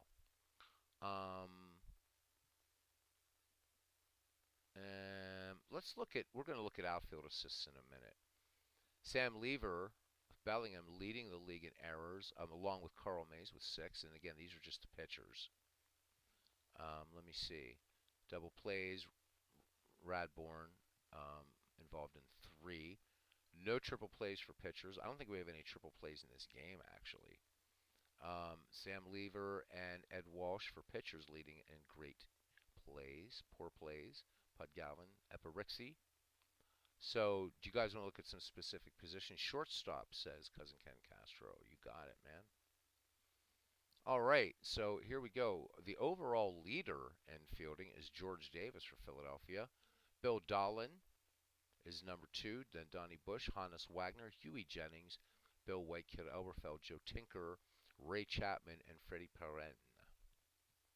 Let me see. Who is no surprise for putouts. Hannes Wagner leading with 300. Closest to him is 274. Donnie Bush. Again, Wagner leading in assists. No surprise there. Dahlin behind him. Errors. Freddie Perrin has the most errors at short with 37.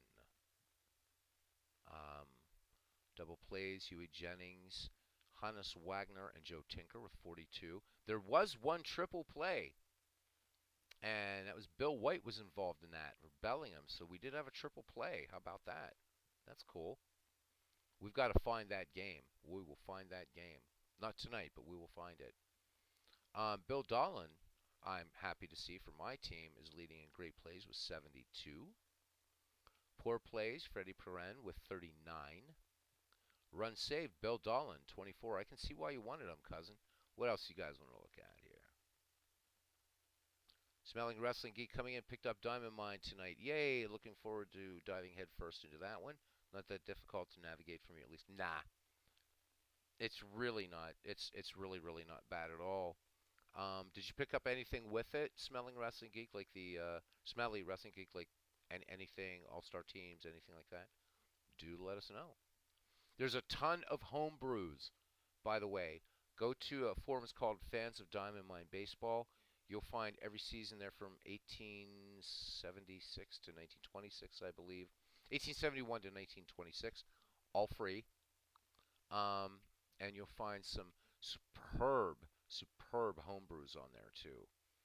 Some of the coolest all-time franchise greats things I've ever seen that split it up where you might have 3 Red Sox teams, 3 Pirate teams, whatever, all split into eras. Good stuff.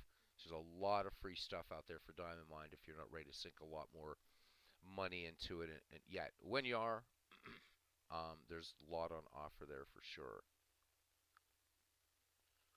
How about outfield by position? Yeah, if you don't mind me reading, guys, I'll do it. We'll start with left field. All right.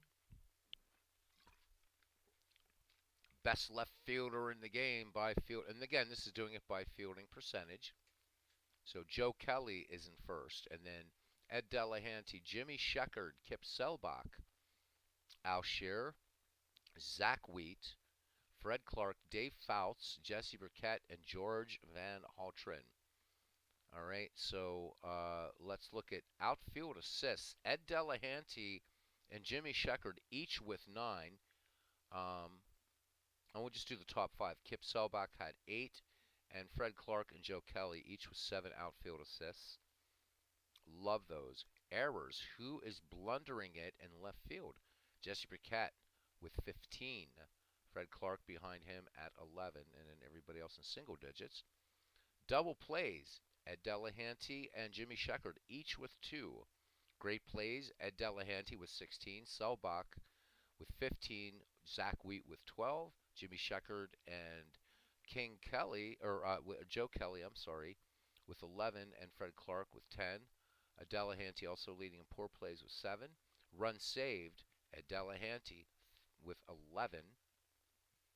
And home runs robbed, Zach Wheat and Max Carey. Max Carey, late addition to my team. All right, let's go to center fielders. Center fielders, it looks like this. Even though MV, not a big Jimmy Ryan fan, he's leading center fielders. And then close behind him, Happy Felsch, then Tris Speaker. Glad to see Tris up there. I have 2, Hap Felsch and Tris Speaker. It's number 2 and number 3. My center field is strong. Roy Thomas, Chick Stahl, Dave Fultz, Ed Roush, Benny Koff, Pete Browning, and finally we see Ty Cobb showing up. So Ty Cobb, number 10th among number 10 among center fielders. Looking at assists, it's Dummy Hoy, 10 outfield assists in center field. Cobb has 7, and Robbie, you'll be happy to know that your guy Vin Campbell has 7, along with Benny Koff, great Federal League star. Dummy Hoy with 23 errors in center field. Double plays, Dave Fultz, Chick Stahl, and Vin Campbell, and Benny Koff, all with 2. Great plays, Roy Thomas at 25, Tris Speaker with 23, Hoy and Roush at 22, Benny Koff with 19. And that's the first 5. Poor plays, Dummy Hoy and Dave Fultz. Run saved, Roy Thomas, 9. Liverpool's Tris Speaker was 7. Ed Roush, 3 home runs robbed, leading the league in that. Right fielders, Grover Gilmore for Arsenal. There we go. Leading right fielders, and followed by Chief Wilson, Steve Evans, Mike Tiernan, Sam Thompson, Sam Crawford, Casey Stengel, Willie Keeler, Elmer Flick, and Michael King Kelly. Huzzah for Michael King Kelly. King Kelly, in fact, and Willie Keeler tied in assists with 12.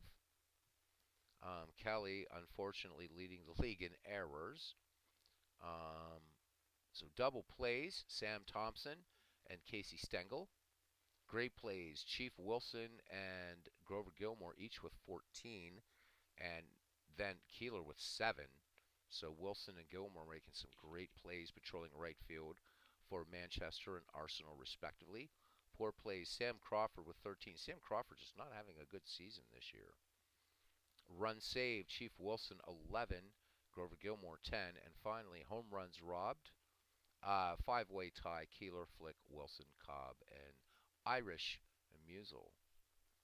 There we go. Yeah, there's not a lot of pretty up you can do. There's some mods out there, some ballpark mods, Todd, that you can do with Diamond Mine Baseball. I like it. I like the aesthetic. As I said today in that marathon stream that we did, I always imagined that if you had computers back at around the time that either APA was created in 1951 or Strat just 10 years later, but we had personal computers, I'd like to think that Diamond Mine would have been what it looked like. I like its old aesthetic, but again, aesthetics are all subjective.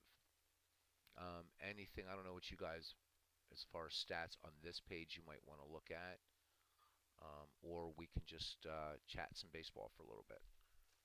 Smelling Wrestling Geek, what image size do you use? Oh yeah, there are homebrews with real park images.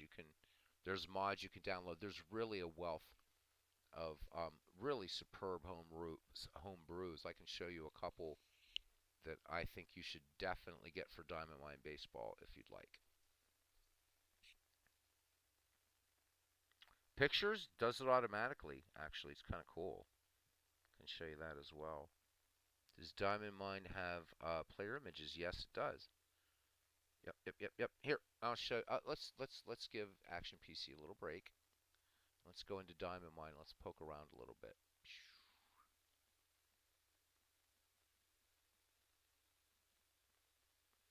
So you'll see the splash screen for a second, and then the rather unremarkable.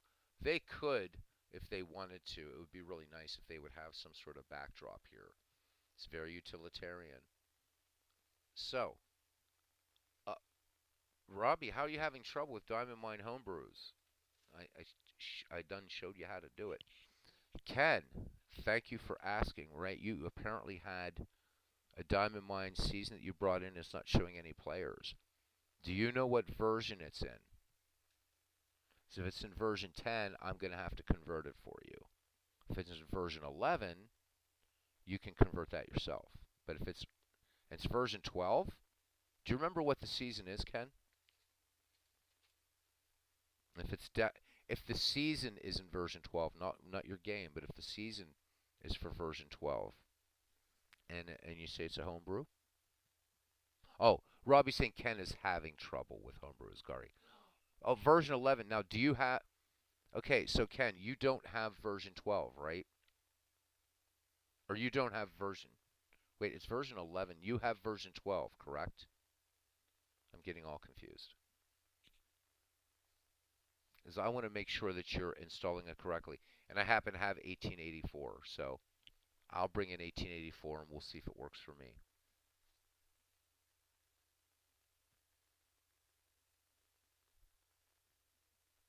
The version 12.20.22 database doesn't have picks. I wouldn't know. I don't have the 2022 season, so I don't know about the picks there. Okay, it's version 12 game. Picks from Homebrew were made for version 11. All right, let me see. Let me install 1884. So we're going to do file. These are always fun to remember how to do this. Add reference to existing database. And I think I have 1884 back on Diamond Mine 11. I hope. I think. And if not, I got to find it somewhere else. Yeah, because these are all I set up. So no, never mind for that. Just give me a minute, guys. Chat amongst yourselves. Chat amongst yourselves.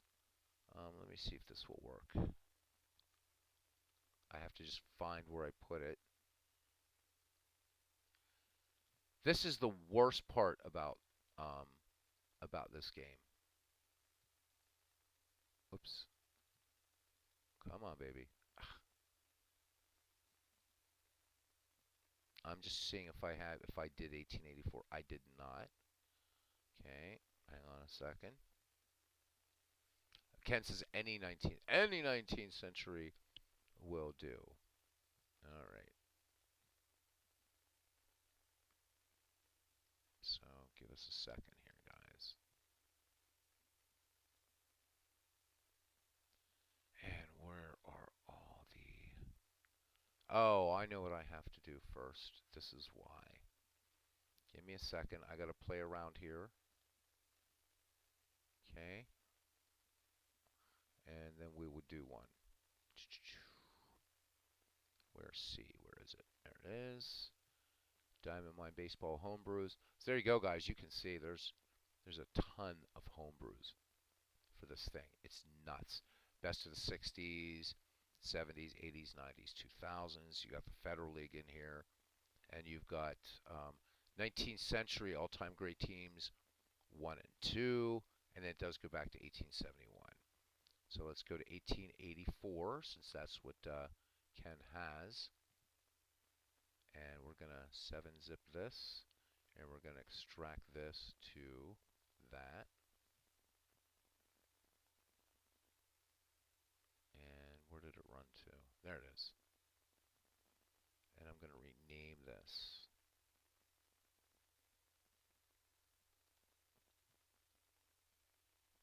And I'm sorry I can't see the chat right now, guys. 1884. Boom. Okay. Oh, I'll show you that too. $2 a minute for any help. A la Strat. Yeah, right? All right, so we have 1884 right now, and we look in here first. We can see everything. We're probably not going to see player picks, but that's okay because the player picks are already in here, and I'll show you how to get them. And by the way, under player picks, try to get the player picks that are 120 by 150, I think, are the ones. Or no, do I use 90 by 135? Can't remember. Anyhow, we have 1884. All right. Now, let's bring back. Where the hell did you go? Where did you go, man? There you are.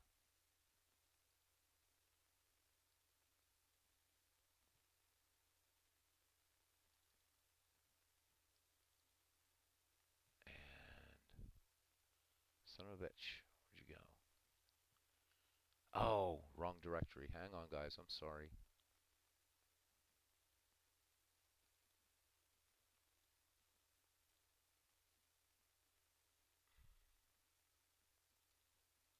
Why are you doing this? Yep, there we go. You've chosen a folder that player files in version 11 format. Are you sure you want to convert to version 12? Yes, I do. There we go. Done. And this is now the active database. So we're in 1884. Let's view the organizer. Let's go to players. And there you go. It works. That's it.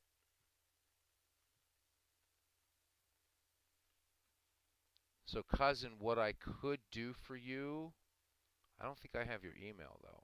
I want to. Can I? I wonder if I could zip this and put this into Discord. Can I do that? Oh, you know how to do it now, Ken. You were following me. So yeah, just unzip it, create reference to existing database, double click on it, and it will convert into version 12. And there's 1884. Gee, I wonder what team Ken is going to play. So guys, getting players, you can see some players just aren't available. Getting players into this is a little bit different, and you're not going to see pictures for every player. Getting pictures into Diamond Mine Baseball is a little bit different because you cannot use the pictures that you use for Action PC and Out of the Park Baseball. So what you would do, let me close 18. We could do an 1884 game for Ken just for shits and giggles on here, but nobody likes Diamond Mine Baseball, damn it. You can install player picks. So let's say we're doing 90 by 135. All you have to do is look for player picks wherever you have them. I don't remember where I put mine. I actually have them in a separate directory.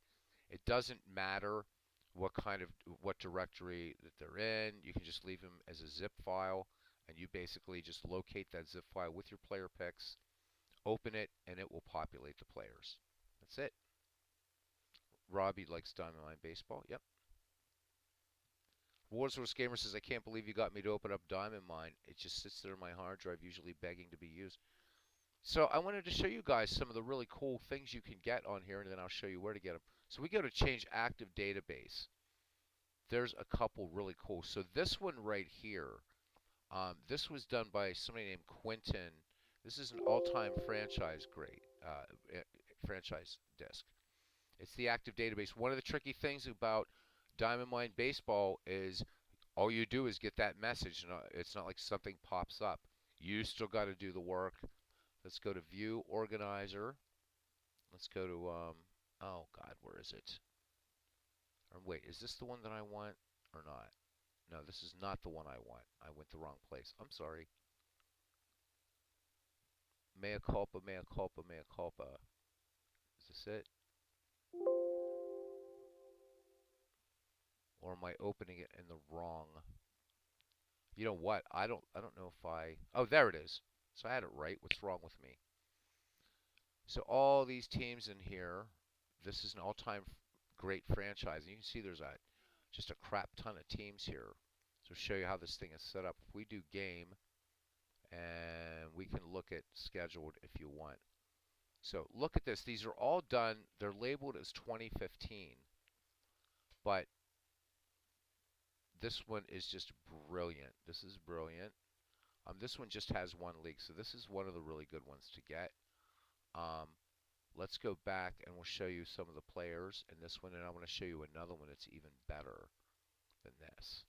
Let's go to roster manager profile, and I'm so tired of doing Boston Red Sox.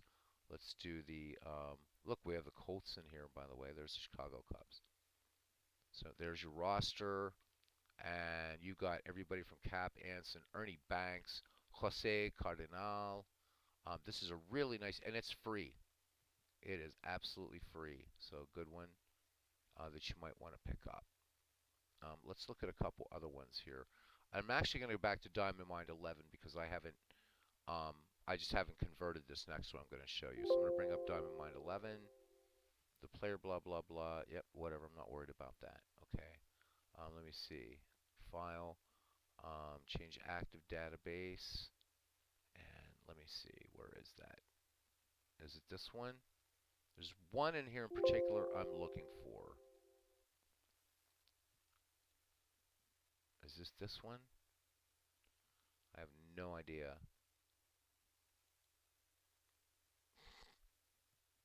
Rick Aguilera looking a little bit pissed off there, isn't he? So let's do game. Scheduled. Is this the one? This isn't it either. Damn it. Where's the one that I'm looking for? But at least you're getting a sense of how much is in here. File. Change active database. You guys can obviously see I did a lot more in Diamond Mind 11. Is it this one? Is it this one? Shit. All-time greats, all-time greats, all-time greats. I can't remember. It's in version 12 format. Alright, so that's in version 12. That's the wrong one. Damn it.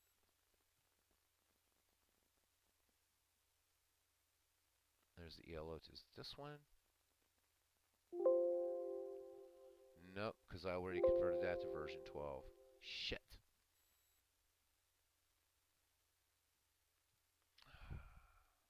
Cancel.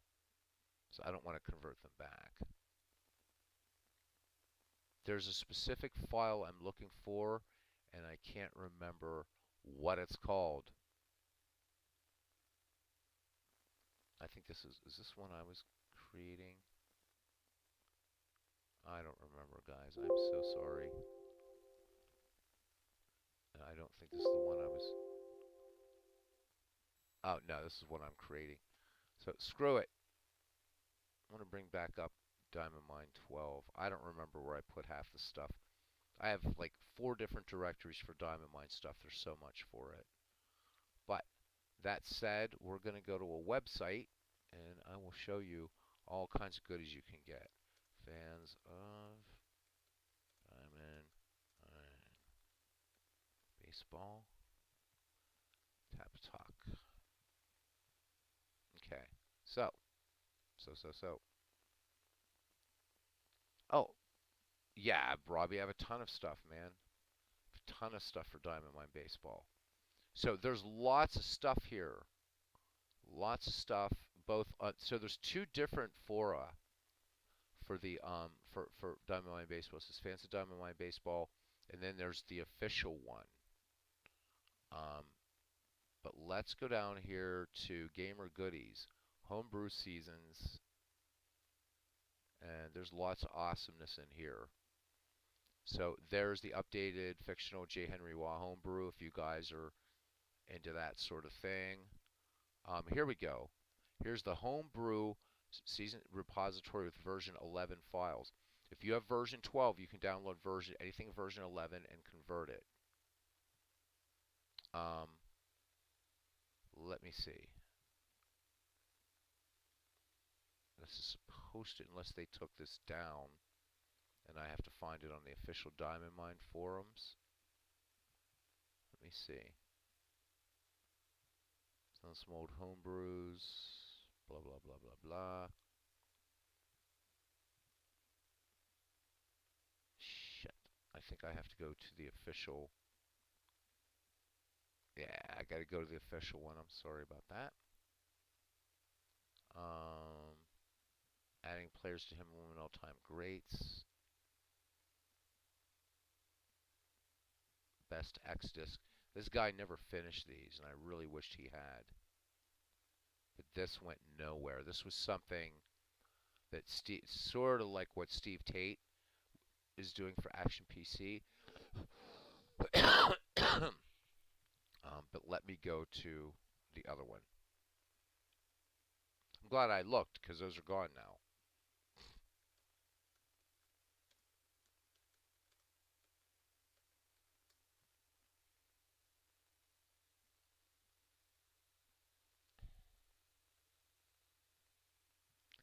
Where's your bloody forums now, mates? There it is.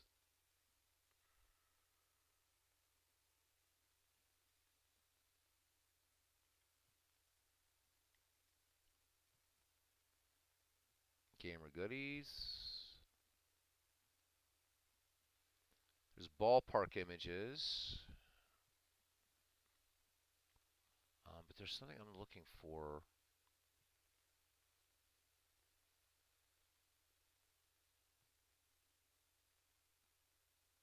They have done so much. Here we go.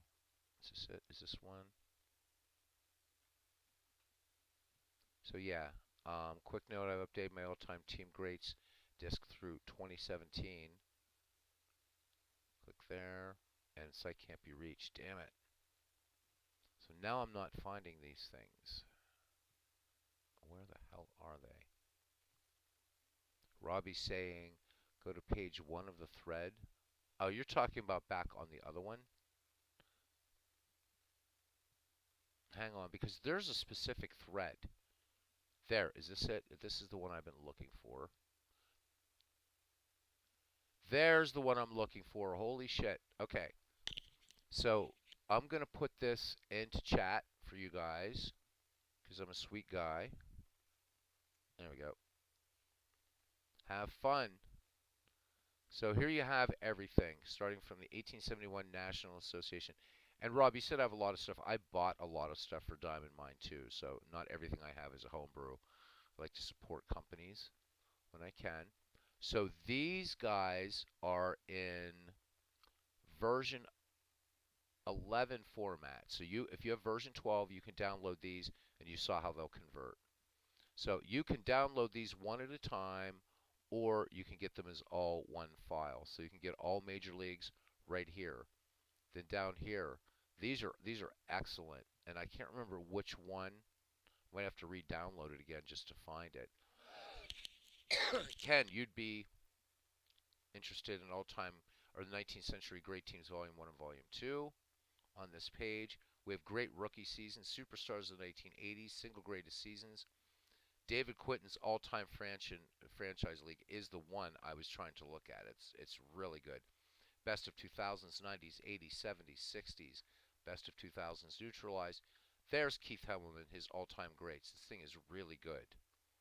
And I think I should probably re-download it again because I forget where the hell I put it. So you can get all these as all compilations. Then, if I'm not into this, but if you want Pacific Coast League and stuff like that, that's where Robbie got his stuff. You can get it here.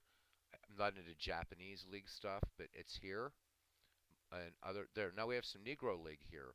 We have Negro League all-time greatest players, Negro League greats. I don't have any of these, and I probably should download the Negro League stuff. Other stuff, UN 1894 Western League, the Florida International League. This stuff down here, I really don't care about. It's got some NCAA stuff. I know Robbie's into that kind of minor league baseball stuff. But also, this will show you how to install a homebrew database. This is really, really nice. See, I do it differently. He does create new database, restore. I do it differently. So you can follow his directions or just do mine, create um, a reference to an existing database. That's up to you however you want to do it. Step 1, just create a new empty database and then restore it, and then you're going to go to that version 11. Or just do it my way, create a directory, link to it, and you're ready to rock.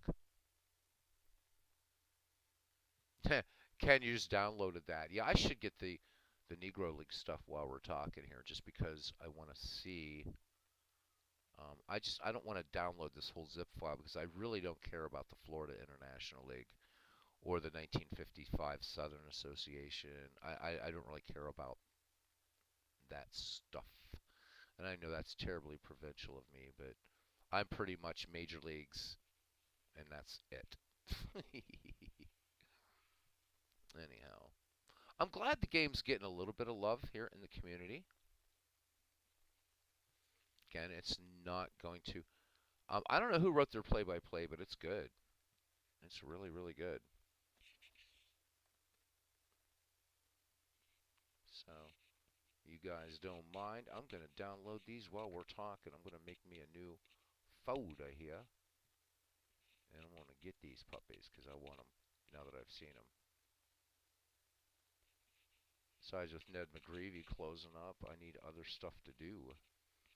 And the only project I have going now is Ned McGreevy. That is it.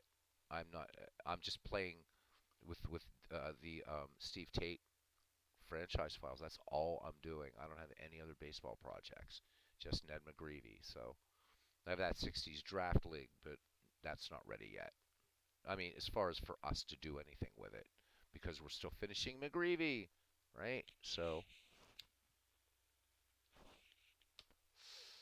da, da, da, da, da. Oh yeah, I want to call this Negro Leagues. Negro League. Oops, DMB. Some of the things I would suggest is to get. I think the All-Time Great Players Volume 2 comes with the game. You should also get All-Time Great Teams Volume 1. If you have the money, you could get their great team set. You could do a lot with that. All these great homebrews, the ELO are good, and then also the All-Star games from 1933 to 2008. So I forget what else I bought from Diamond Mine, but so just some ideas for you. And let's go to desktop. That's Negro League's APC. Let's not put them in the wrong place. There we go. And save. And Negro League's all-time great players. Just curious what they're doing. Negro League players use. And Negro League greats. Boom. There we go. Nice. 4 home brews. Gotta love it. What a score. Nice. Tubby says, all right, gents, off to bed. Gonna take in a baseball card show tomorrow. Have fun, man. Have fun.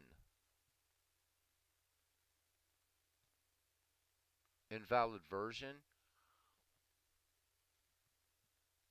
Invalid version of what, World's Worst Gamer?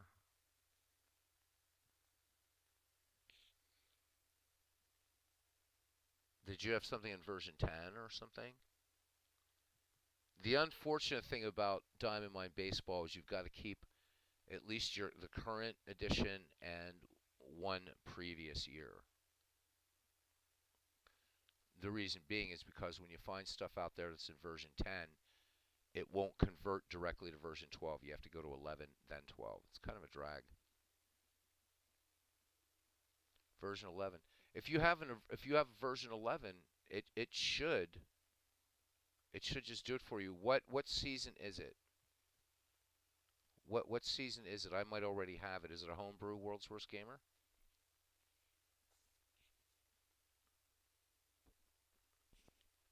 So what I can do is try to open it in version 11 first, because if it's a version 10, it'll convert to version 11, and then we take it to 12.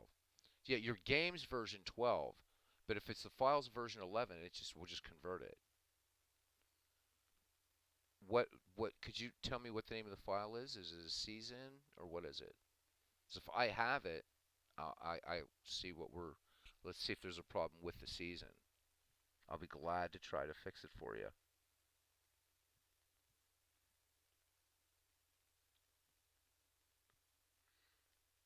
Because the file could be a version 10, depending upon how long you've had it or whatever. Or, I don't know. Just let me know. I'm hanging out here waiting. Is this still open? It is still open. What's the active? I'm going to change it. Let's change the active database. I'm going to do an 1884 game. Everybody's going to leave, but I'm going to do 1884. One game in 1884. Where the hell is it? Because I know it worked. I think my eyes are too shut tonight now to do anything else. Nope. There it is. 1884. Bada bing, bada bing. There we go. Okay. 1926. 2010 version. I got bad news for you, man. I don't even think I can do it. Do you want? If you want 1926, man, you can just get 1926 as a homebrew, and it'll be a version 11. It shouldn't be. Let me look. Let me look. Let me look. Let me look. Let me look. Because I don't want you to be. All right. So 1926. It's right here, and I know I downloaded this. So let me do 1926 in here, and let me see if it's doing weird shit to you. Okay. Um, Let me look in my file thing because I'm gonna do it a little bit differently than they do it. Okay, we're gonna back up here. Have I done 1926? I don't think I have. 2021, 2022, 2025. There's 1926. And let's do it. All right, so what I do it a little bit differently. So I'm going to extract this to 1926, and it's done. And then all I do is I just go up and get rid of all this extraneous bullshit here. So I'll just rename it. It might be a problem with the season. That's what I'm testing. All right, so there's 1926. It is definitely populated. All right, now let's go into Diamond Mine 12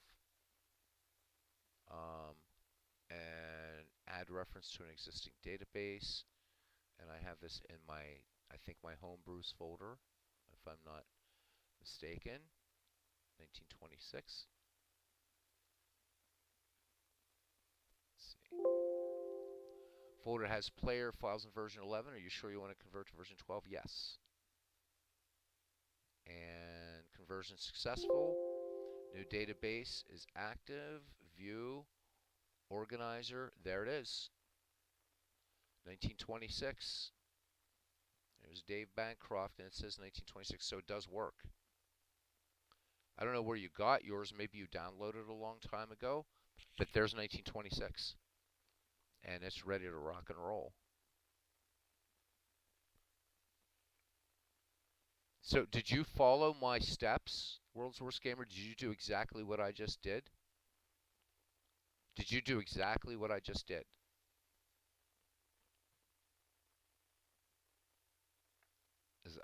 It should work for you.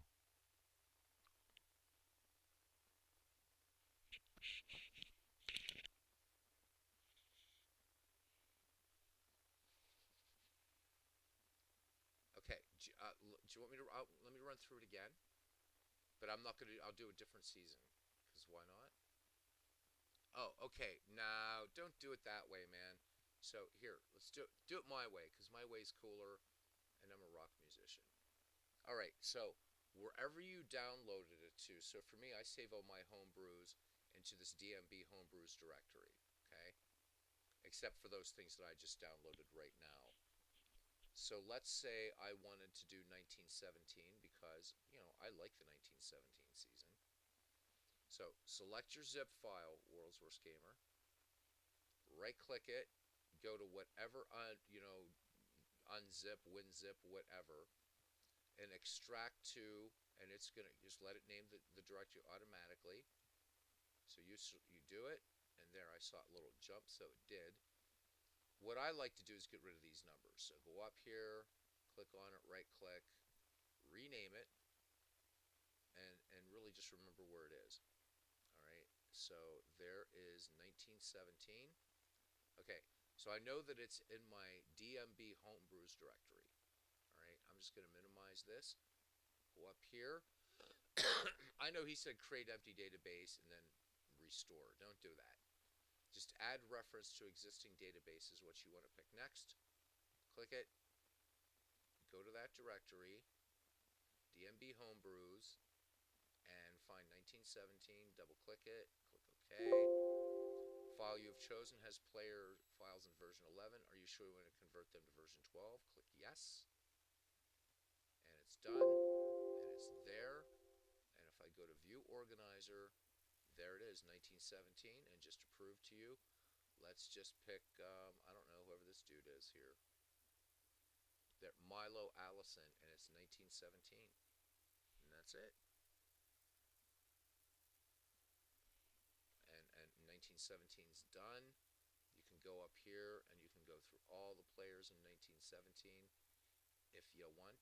There's Max Carey. And there's his batting, fielding, and all that other kind of crazy stuff. And you're done. And also, if you go to game, you have a schedule ready to rock.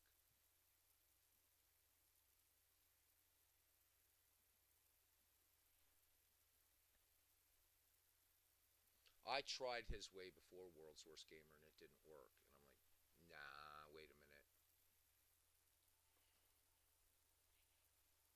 So try that and let me know if it works, please.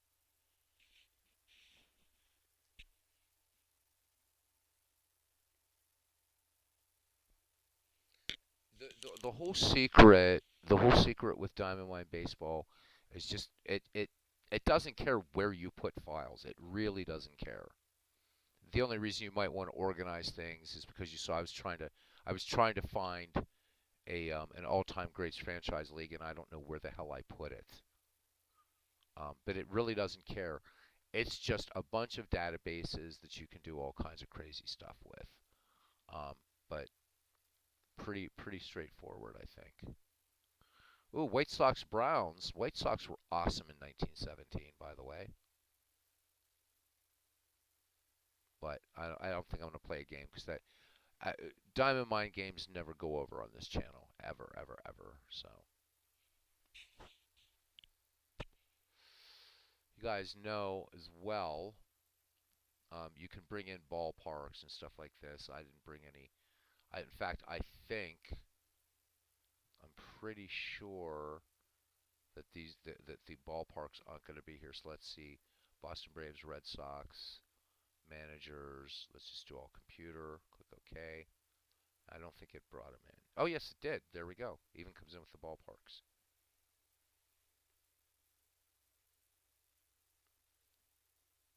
Beetle or Robbie, I could sit here and read to you from Bert Solomon's baseball timeline, and you'd love it, buddy. Steve Tate. I'm just doing a little bit of Diamond Mine instruction. And I don't know if you're aware of this, because I know Steve used to play Diamond Mine baseball as people were starting to drop away. There was somebody, and he never finished him, that was trying to do something somewhat similar to your 5-year franchise files, but using a 7-year stretch in Diamond Mine, and the dude never completed. And I looked, and I was the last person to make a post in that thread, and it was 2018. The guy never finished him, never did anything with him. I'm on overtime. Yeah. Well, this is gonna be the last night I can go late for a while, I think. So tomorrow night I'm going to do music. Monday morning I gotta be at work at 10, so we're not gonna be doing too much of this crazy stuff. But oh, look at this. We got Babe Ruth to face Rabbit Ranford. We're not gonna play the game, I promise. Good thing he's on salary. So anyhow, all we did was just go over.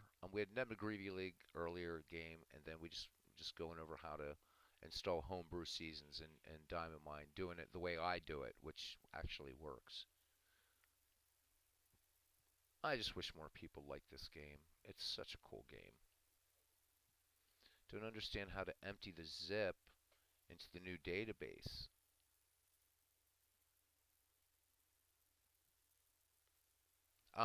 Do I remember the guy's name? I have the website up, Steve, but I don't remember. Let me see. I have to go out of this repository, suppository. Where the hell is it? I can't remember the name of the guy. It's not Maffish, I know, because his stuff works. I have all his stuff.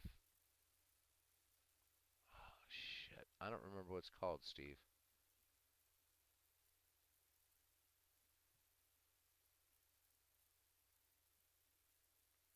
I'm going to go back a little bit here. I think it's on the other. Is it this one?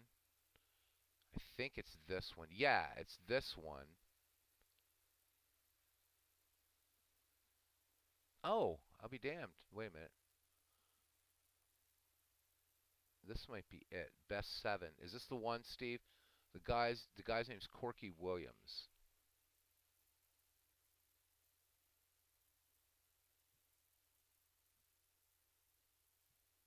I think this is it. I think this is the one you're talking about. Yes, it does allow for editing and player correction. I wonder if this is the one you're talking about, Best 7. If it's so, I think I have it. Never heard of him? Yeah, a dude named Corky Williams. Um, what was he saying? And here he's got this big list. So he says and this was back May of 2018. Over the last few days, I've wanted to spend some time working on something for the Diamond Mine crowd. I finally have something to show. I wanted to update the all-time greatest players disc, but in an analytical way, not something arbitrary. So he wasn't building on the way that to the extent that you were, but he built a script that searches through all the baseball history and pulls the players' best in certain number of seasons in which they qualify for an award and sorted it by WAR, either pitching or hitting. It then takes those seasons and pulls their historical neutralized stats from Baseball Reference and creates their average stats over those seasons. So sort of similar, maybe. Next, I take the Diamond Mind ratings for those seasons and average those out. If a player was excellent, excellent, excellent, very good, blah blah blah, whatever over seasons, the ratings would be very good. Lastly, I have an auto something script, Autowitz script, I guess it's called. I don't know. That would generate all the players in Diamond Mind using their neutralized earned run average from the data. It takes about 90 minutes to generate all of the player cards. And again, using a player's best 7 seasons. And he's got a bunch of people in here. I don't know if you can. I don't even know if the stats will mean anything to you, but um, there they are. I don't know how accurate it would be. I guess I have to try it. I think I have this. Shall we let's look. Let's look. I think I have this. And this will give me a chance. Oh yeah, there is best 7. So I do have it. But I don't know if this version might be too old. It might be a if it won't convert in version 12, I'm going to try it in version 11. All right, sorry there, Babe Ruth and Rabbit Moranville. All right, so file, add reference to existing database, and it's not in here. Did I do it in Diamond Mind 11? And if not, I've got to do it in Diamond Mind. Nope, it's not in here, so I have to go to the Homebrews thing and find it.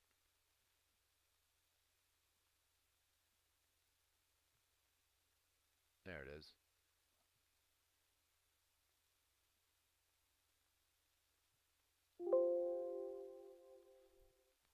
Oh, yeah, it's old. That's the problem. Can't convert it. So it does not work. That sucks. Yeah, with the file he produced, Steve, I would have to go back and find, and I don't have it. I would go back. It was on an old computer of mine, and don't think I backed it up. It was I think it was like a Diamond Mine version 9 file or something. So if you have an old version of Diamond Mine, you might be able to use the file. I can't. So that sucks.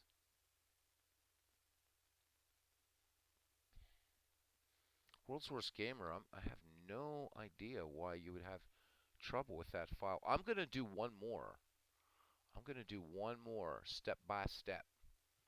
So I'm in here. These are all these zip files. And let's pick something 19 whatever. All right, I might have done 1910. Shit. I don't want to do the Federal League. 1920. There's a good one. So all I do is I select this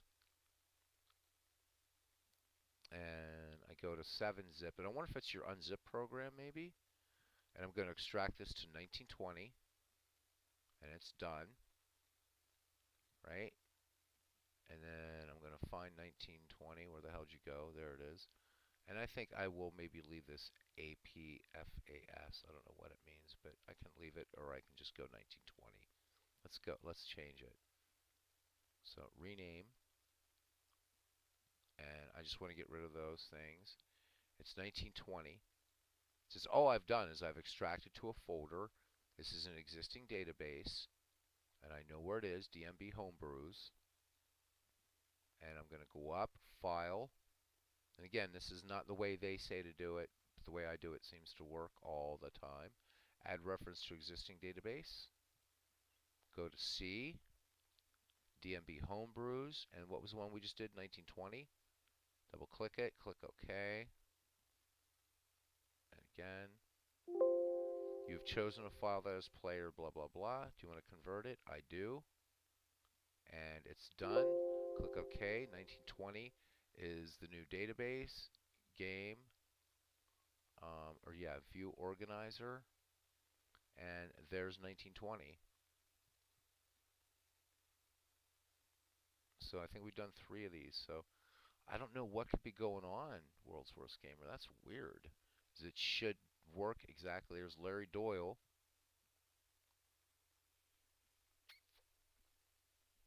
I don't know.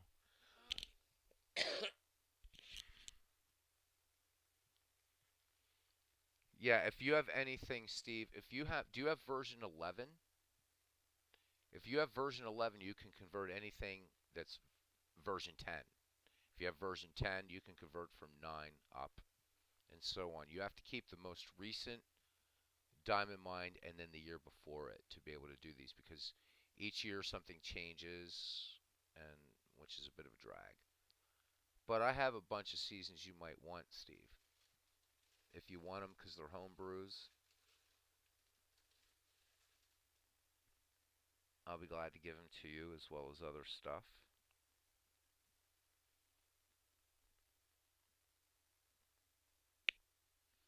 Um, but some of the other things for Diamond Mine Baseball, let's change active database. Show you guys some of the stuff that I've gotten. So, all-time great teams. This is like an 8-volume set. It's really cool. Um, some of the things I've gotten. Of course, the all-time great players. You really should get this. And here's volume 1. And what's nice about this is it comes with a ready-to-play schedule. So this is one of the ones I was looking for, and it's an official Diamond Mine product. It has 2 leagues. So we go back to 1 here for a second. All right, look, we have very early Boston Red Sox, Boston Braves, early Brooklyn, early White Sox, early Cleveland. So if it has a 1, right, it's going to be the earliest version of that team. But then down here, we have a later version of the Brooklyn Dodgers. So players probably from the 1920s or 30s. There's more White Sox, Cubs, everything. And then if we go to League 2, then we're getting into even more modern baseball, right? So there is the 3rd version of the Boston Red Sox, and so on. So this is and you can see I actually played some games here already with this one, messing around with it. So the all-time great players does come with schedule, and then if you go to all-time great players volume 2, which is probably what more of the community would be interested in, that's going to give you even more stuff to play with. So let's do this. All right, now we're into even later baseball. If we go to game scheduled, now we're seeing Kansas City showing up. There's Texas. And I think this one actually comes with the game, right? Really late Cubs now, Tigers, everything. So this is the more modern one. Good stuff. Yeah, the worst of the worst. I don't know if I bought that one or not, because Action PC has that comes with the game or something. Diamond Mine is killing me with the online stuff. Just wish the game engine got the window dressing to make it modern. Yeah, everybody says that. I know. And if you have an Android or iPad, you can play Diamond Mine Baseball for free.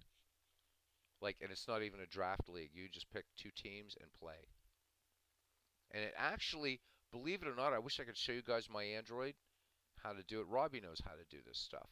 But the Diamond Mine baseball game on an Android looks better, believe it or not, than the PC game, and it has sound.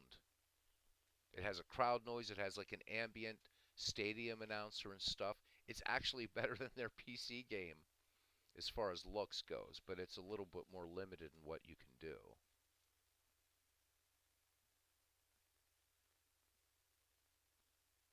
And World's Worst Gamer says he gave up. He's going back to Action PC. Well, that's not necessarily a bad thing.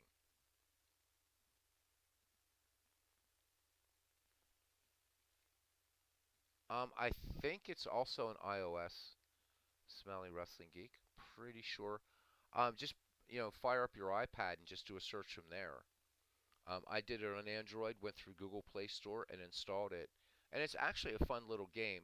The only thing is, there's no option to buy it, so you have to deal with ads, and the ads are Diamond Mine ads. So they're sort of, but for something to just screw around with, it's fun. And of course, there's Out of the Park Go if you really want to go all in and have a nice mobile baseball game. Out of the Park Go is pretty nice. World's Worst Gamer says it's a bad thing. I should be able to do what you did, but it seems to install nothing to the new database. Damn it, that is weird. It should work. Let me empty a seasoned zip and play the damn thing. Yeah, it's there. Okay, good. It's there. Yeah, there wasn't a peep about the mobile version, says Robbie Wertberg with with Diamond Mine. There's not a word about that damn thing. And Robbie's the one that told me about it. I had no idea, and I've got it installed on my Android device, but I don't know how to stream from an Android. So I know Robbie does, but I don't. So World's Worst Gamer, I am totally, absolutely flummoxed why that doesn't work. Why this isn't working for you. It should. It just should. So you create and try. Oh no, that's no, no, no, no, no, no, no. That's not what you want to do. That is not what you want to do. Do not create it. That's the problem. Don't do that. That's why it's not working for you. The way Diamond Mine David says to do it just doesn't work. I ran into it when I first bought Diamond Mine and I was finding all these homebrews. I was in my glory and I'm like, "Oh, right, man." And that does not work. That's the problem. But if you're doing what I did, it should work. It should work, my friend.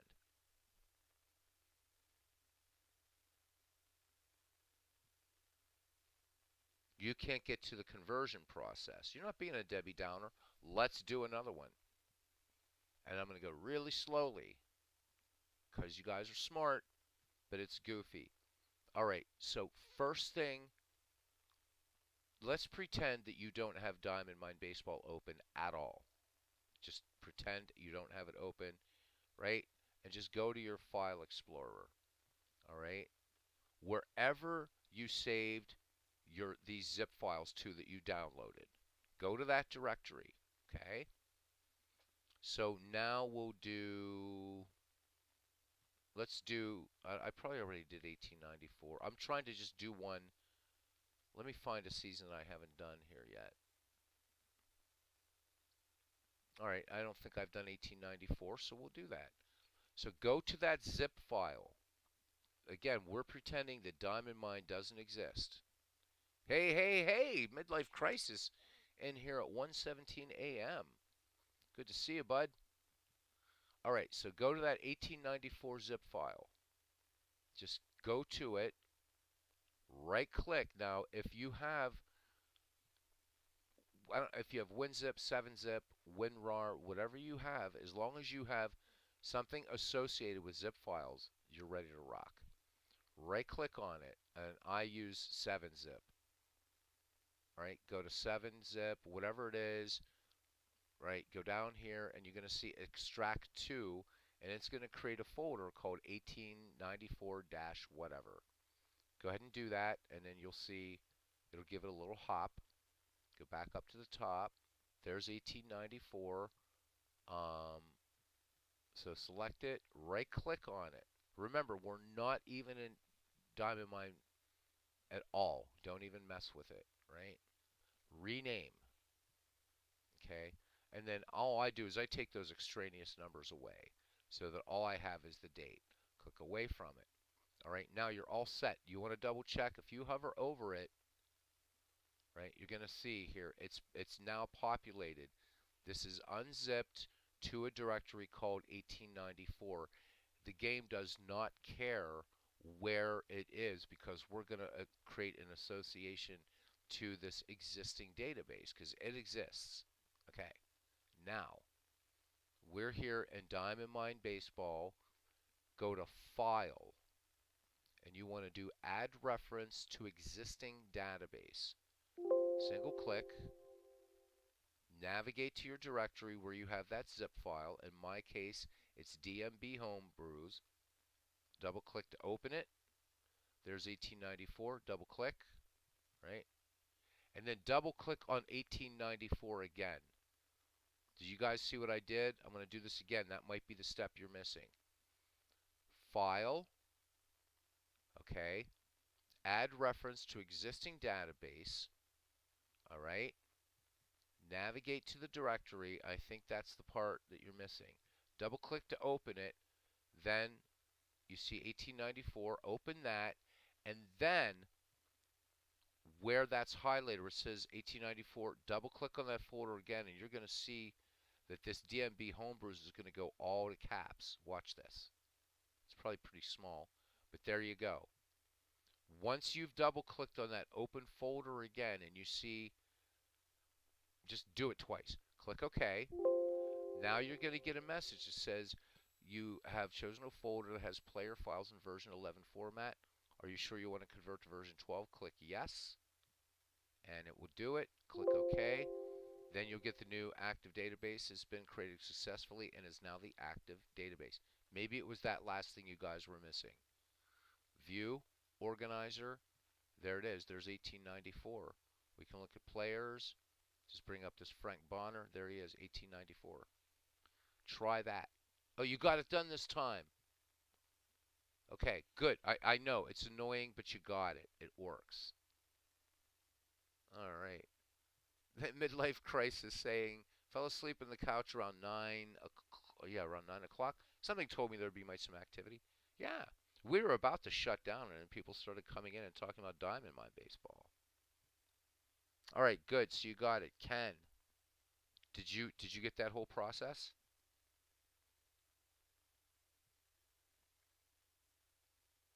It's that second double click, I think, that did it. That maybe you guys were missing, and if so, mea culpa, I probably blew through that so quickly.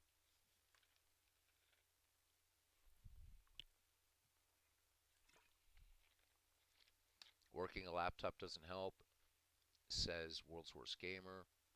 Screen is so small, hard to look at it, let alone. Yeah, I've got the larger laptop, but I know they're a pain in the ass to work with.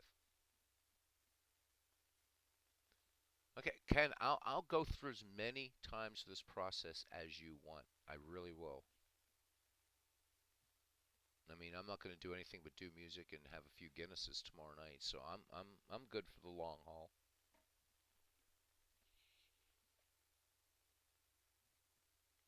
And once you get it, there'll be no stopping you, man.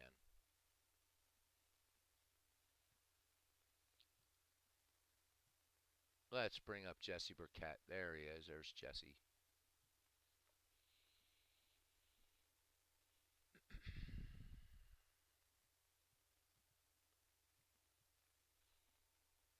Robbie says he's going to stay up too. There we go. Hey, you never know, Robbie. Some chick might stop in. Midlife crisis. You and Manchester tied for first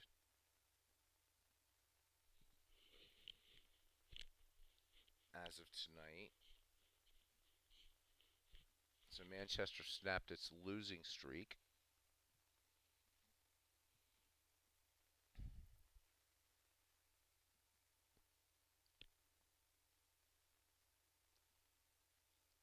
Let me know, Ken, and we'll go through it again. Midlife crisis says what? Rigged. Cyclone Joe Williams, also known as Smokey Joe Williams, is done. Smokey Joe Williams is awesome. I didn't know he was also known as Cyclone Joe, though. Everybody doing crazy baseball stuff this late at night. Oh, what else is new, right? Got to keep working for MV. Man, right? Is he a taskmaster or what? He is definitely a taskmaster.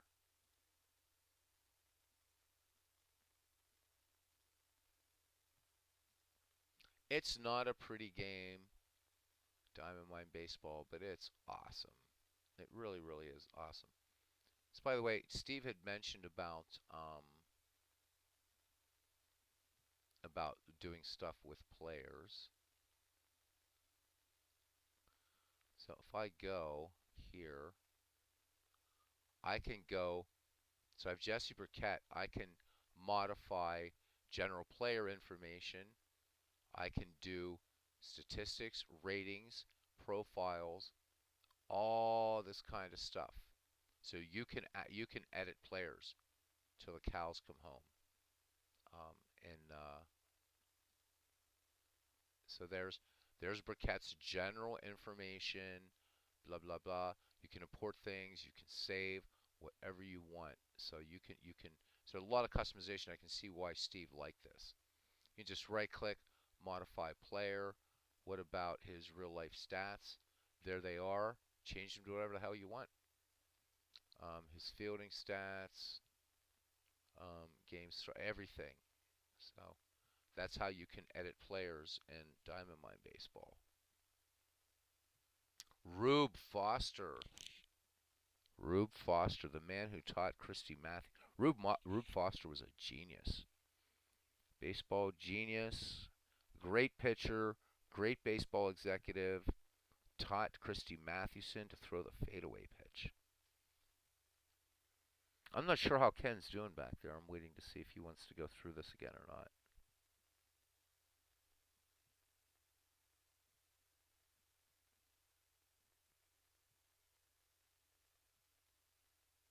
So I'll wait. I should grab a Bert Solomon book and pick a year and just read you guys from it or something. Ken says yes, he got it. Yeah.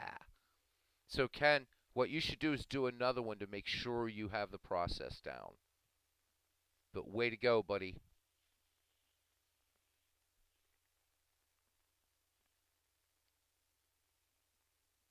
Way to go.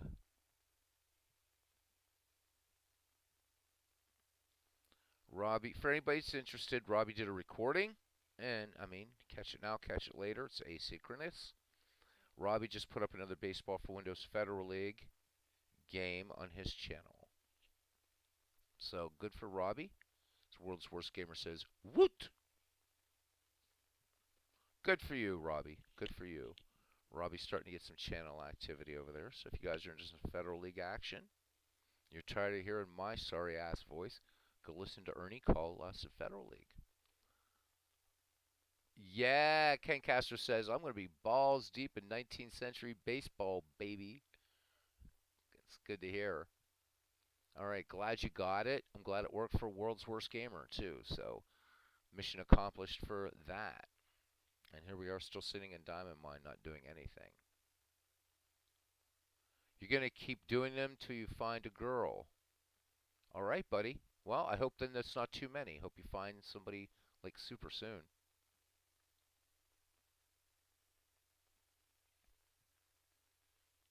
Uh-huh.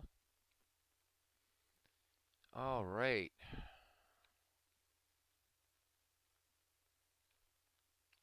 Parks. And you can modify the parks, by the way, if y'all want. If you really want to, you can modify the fence heights, distances, everything. There's really, really a lot. And you can bring in, there's all the images, so you can change up images, do what you want. So I'm not surprised that this was, Steve was saying this was his game before he found Action PC. There's a lot you can do with it, but you have to say, well, you can't care about the pretty graphics, because if you care about that, you're never going to like this game. And that's not a knock. World's Worst Gamer, with them redefining what a woman is to include more these days, should be easier to get one. Robbie, not sure you get what you want though. Mm, yeah. Looking for love in all the wrong places. Looking for love into whatever. It's not too many country songs I know, so there we go.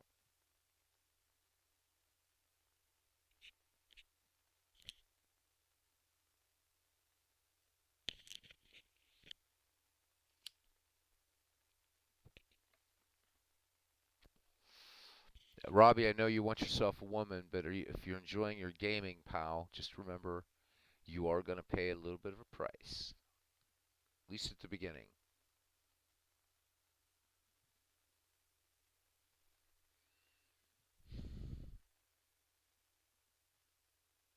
Yeah, it might just get. Yeah. You know, Robbie, as the Rolling Stones sang, you can't always get what you want, but if you try sometimes, you just might find you get what you need. So there we go. Not that I'm a Stones fan, but that's a great song.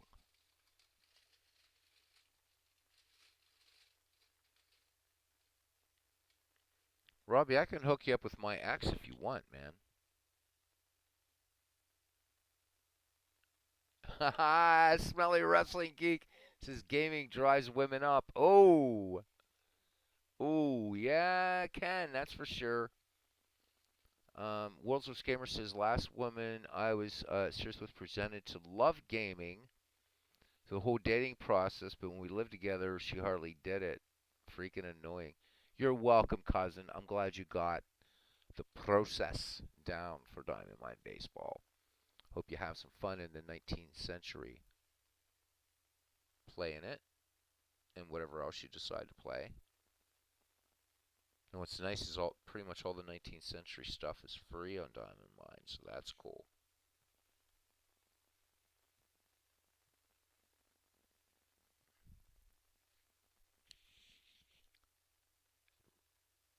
Robbie, if you weren't all the way down there in Texas, I'd hook you up with my ex. She's really pretty. Long blonde hair, blue eyes. The all-time great 19th century league begins, says Ken Castro. She doesn't have kids. I mean, she's beautiful. But now, do you want to know the other side of it or not? She dresses very stylish. My current girlfriend, I don't think you would like. Although she has long black hair. I think you like dark, beautiful hair. So the ex-girlfriend is she has an avoidant attachment style, and those are like the worst because they want to be in love, and yet they don't want to be in love. They're so hard to deal with, man. Um, the closer you get to an avoidant, they will far away. You got to step back. It is a constant. It's like a tennis match that never ends with an avoidant attachment style. But she likes hiking in the woods, all that kind of stuff. But whew.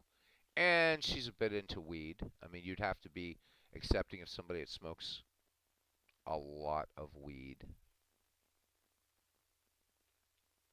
Nice girl, great with animals, but she has some attachment issues, man, big time. A girl that will says she's commit, but she was afraid to commit, and I'm not with her anymore. But she's purty. But I don't think she'll go to Texas, though. That's the only thing. You'd have to come to Pennsylvania. But as far as I know, she is still single.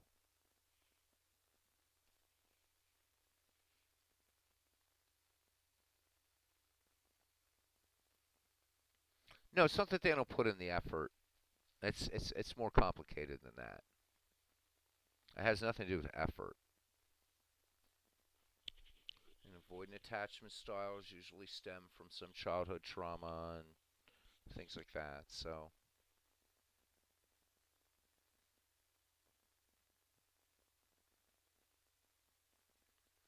I'll tell you this: she's not a girl that is into marrying. She was married once for 2 weeks. It wasn't her fault. Her husband was a bastard, and I think that's a lot of to what's going on. So yeah, rent. Steve Tate says it. Rent a girl. It's kind of like that's why I like being an uncle. Being an uncle was awesome because I could say, "Oh, you have great kids. Here you go." So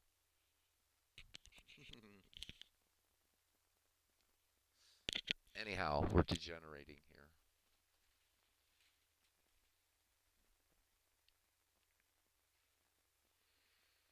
Anyhow, Steve, do you have yourself a long weekend? Or are you off on Monday? I think I'm the only one not off Monday. I actually have to work on Monday. Ugh,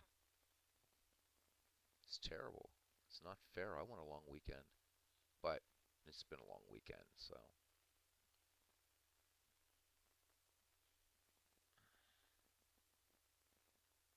Steve's off on Monday. Awesome for you guys. Hopefully, you guys will do a lot of baseball on Monday. I won't be around, but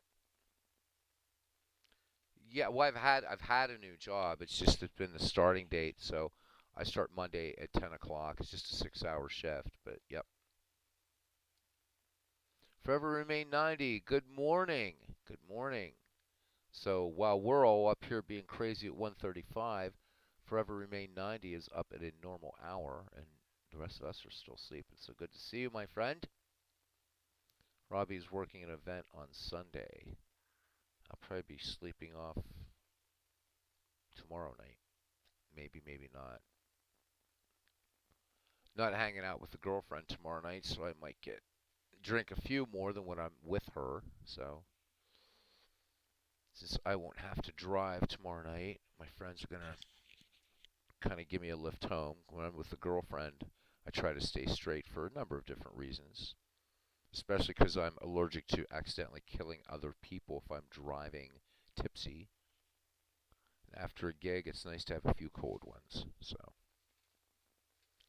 hopefully you're doing well. Forever Remain 90. Good to see you. We've got Diamond Mind up here because we were just doing stuff with it. No games or anything. We've only done one game tonight. And we're at 3 hours. 7 people just hanging out, talking baseball and whatever else. And the perennial getting Robbie a woman thing, a discussion.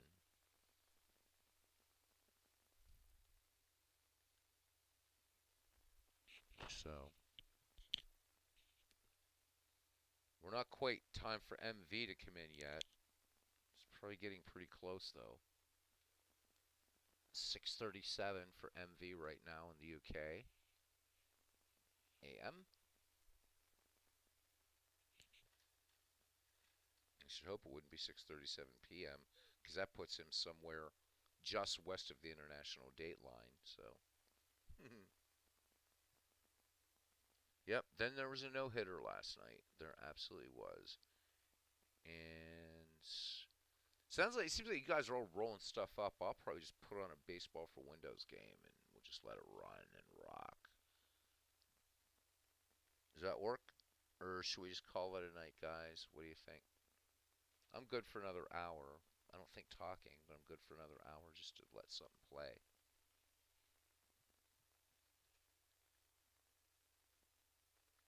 Ken's off in the 19th century, so that's awesome.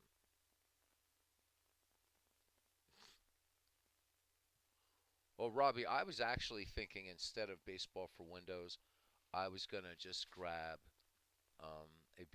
a random baseball book here and read. Apparently, no, read from a baseball book.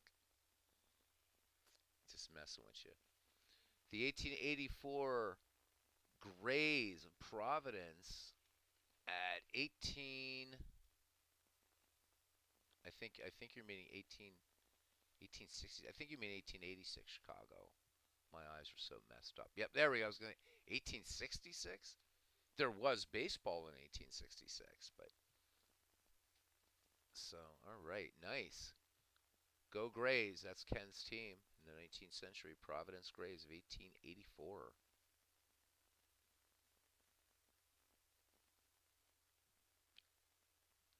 Yes, I have, Steve. Steve talking about. In fact, I did a little video on that years ago. The Strategic Baseball Simulator. You guys familiar with that? It is a freeware baseball simulator, and it's pretty cool. It's pretty cool, and it comes with a bucket load of teams, man. Absolutely free. This thing's been in development for. I've been aware of it for about 13 years. Mm. Pib 99 says, "Yep, he played that a lot about 20 years ago." So I've known it. Yep, SBS baby. Let's find it. Let's find it. Let's do it. Let's look at it. I think. Well, I forget what it's. Strategic Baseball Simulator. There it is. Boing. SBS-baseball.com. There it is, guys, coming up on your screen. And it's wow. They're still at version 4. Oh, they're version 4.93 now. This thing's free. It's cool. It's cool. It's very DOSy looking, but or Windows 3.1 looking, I guess, really.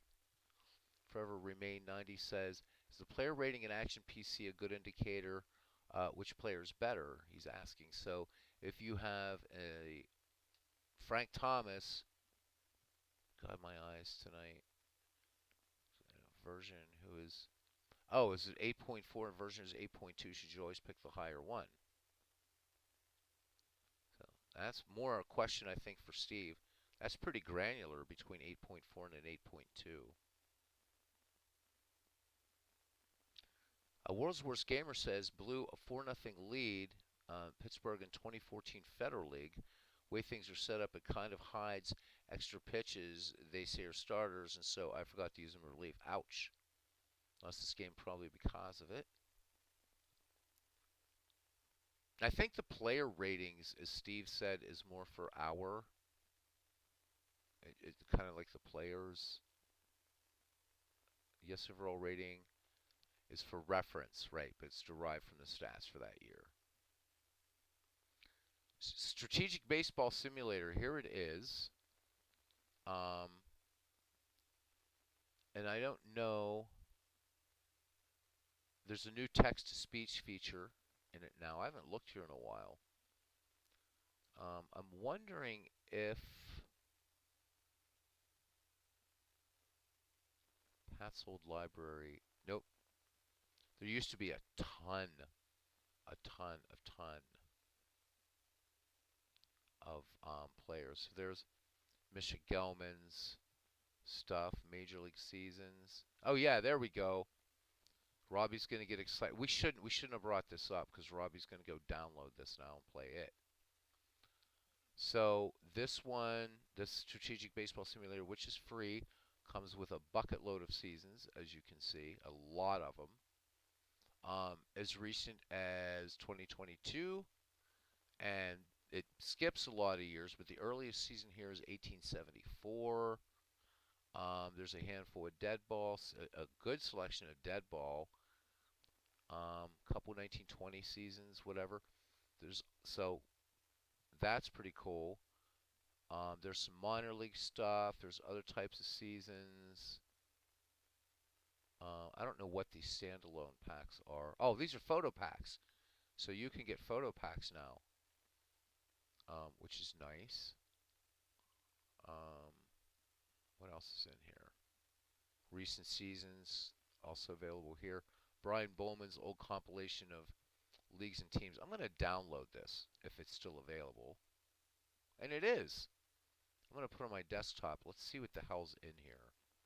This is the old team library. If this is the one I'm thinking of, it's got a crap ton of teams.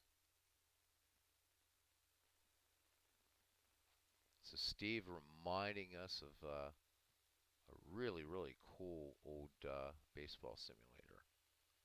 Let me see. Old team library. God, I forgot all about this. I forgot all about this. Let's extract this. And of course, I put it where I don't want it to go. There we go. Um, oh, yeah, okay. Let me do this. Bring this up and maximize you guys again. I really got to get better at this. Where the hell is it? There. So, there you go, guys. This has got everything. This particular season pack that I downloaded starts in 1886 and goes to 2002. It's got the Federal Leagues in it. And I'm going to totally forget what this is. But yeah, Strategic Baseball Simulator. He did shrink the baseball windows for Cooley. I don't have it installed. Well, Robbie, it's a freeware game, so no, it's not going to be better, my friend. It is not going to be better than baseball for Windows, but I'll tell you what, it's pretty damn good. And I should download it and install it, shouldn't I? So anyhow, there's a picture of what it looks like. I mean, it's nice. It's got nice ballpark images, all kinds of stuff. It's a little, you got to get used to it. It's like it looks like something that would have been on like Windows 3.1. But nah, it's not better than baseball for Windows. This is a free product. Steve, I got one for you, buddy. Did you ever play Strategic Baseball Simulator? That was the offshoot product of Pure Sim. And I have it here somewhere. I should fire up and show it you guys, huh? Unless I got rid of it. Give me a sec here till I see. Nah, it's Dombrov. I don't want to mess with Dombrov. Bleh. Maybe I got rid of it. But it had some nice things. Yeah, I got rid of it. So, but it was fun. Strategy baseball. Yep.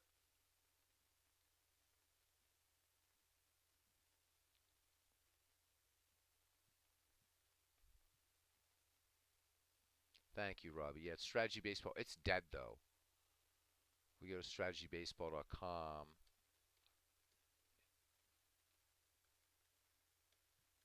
It's dead.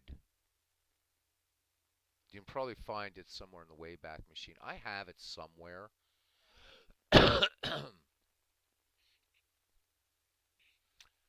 This strategic baseball simulator actually has a team generator too, which is kind of interesting. Um, it's pretty cool. I mean, you guys should check this out. It's kind of fun.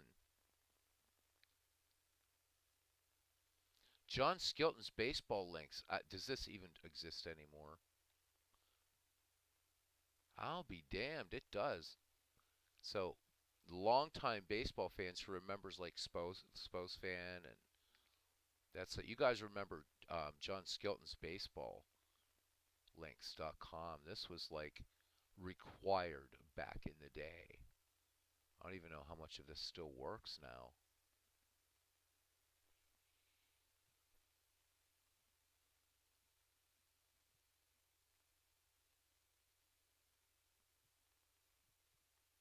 Yeah, I know what you mean. Too many games for free games. Although the free game that does stay on my hard drive is Pure Sim. So let's look at this Pirates thing. So basically, what this was back in the old days, as you guys know, people would just aggregate all kinds of stuff. But there used to be one on here. There's like some fantasy rotisserie. If you guys are into that kind of stuff. So the link to ballparks. John Skilton's baseball links. I used to spend hours and hours on this site,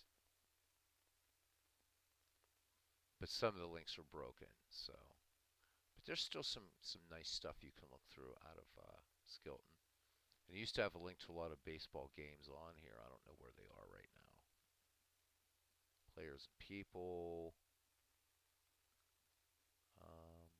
I'm just clicking around, screwing around. There's Don. There's sites about. There's a Don Mattingly site if anybody's interested. Up, but it doesn't work. So I don't know that John is even maintaining this thing anymore. Oh yeah, I mean, out of the park 8. I mean, strategic baseball simulator is cool, but yeah, I mean, out of the park 8 is just again, it's awesome. Glad you found it. For May 90 says I don't have baseball for Windows. Why is it so popular? Steve says just the play-by-play for him. Yeah, it's a pretty good engine. I like it because I'm a long time owner of it, so I like it because it's super flexible in the way that Action PC Baseball is. If you have all the seasons, it's super flexible and pretty easy to create draft leagues and stuff like that. But the Ernie voice, the play-by-play in it is fantastic.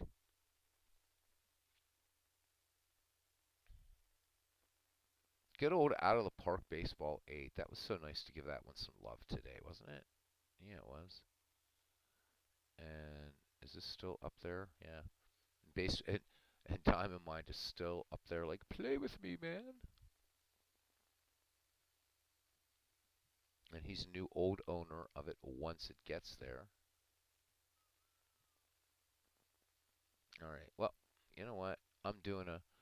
If you guys hang out, you do, and if you don't, you don't. I'm doing a baseball for Windows game because I'm losing my voice. But I feel like some baseball. Front page sports baseball. Never played that.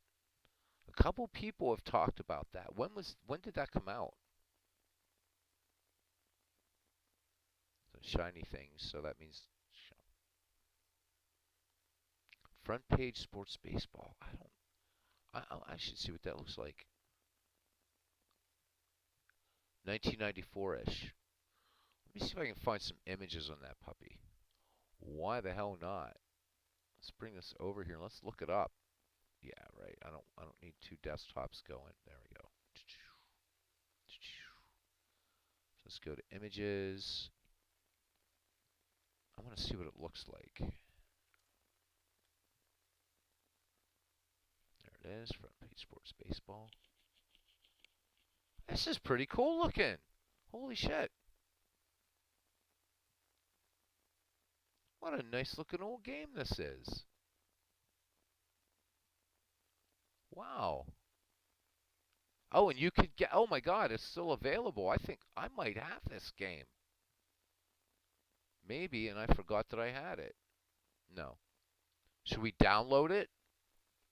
Sierra Online, single player, front page sports, series of 3 games that tried to cover a little bit of everything. F-ball, golf, fishing, and front page sports baseball 94 was their first entry into, guessed it, baseball. This game used what was at the time as a powerful baseball sim. 12 stadiums are accurately modeled, complete with weather effects, and have a direct impact on your game.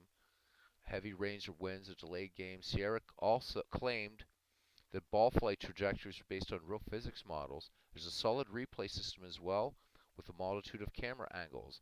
Game comes with real-life rosters from all 28 major league teams. Of course, it'd be the year that the Pirates sucked, but anyhow, with players divided into numerical ratings, these ratings are upgraded with training, but fall with age, old age, or injuries. The younger a player is, the more dramatically his skills will improve. Managing your own league can be pretty fun in this game. Take a last place team and build up into a professional one over the course of several seasons. Um, can't run this DOS game? Click for help. Wow. That's not bad. That's not bad looking at all. Robbie, seriously. Robbie. 1886 Chicago putting a beating on Old Haas and Providence after 5, 6-1.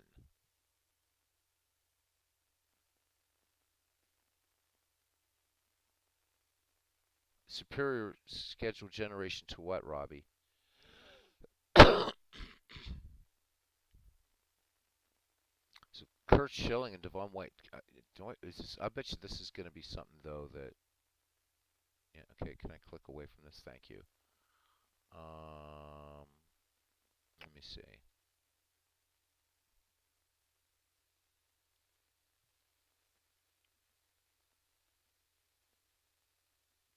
Oh yeah. Okay. So you have to DOS box this puppy. But maybe not. Maybe not. I'm going to try something here if I can find it. Old. I want to see if the old games. Oh, that's it. Where is it? Old games. There's a great site on here.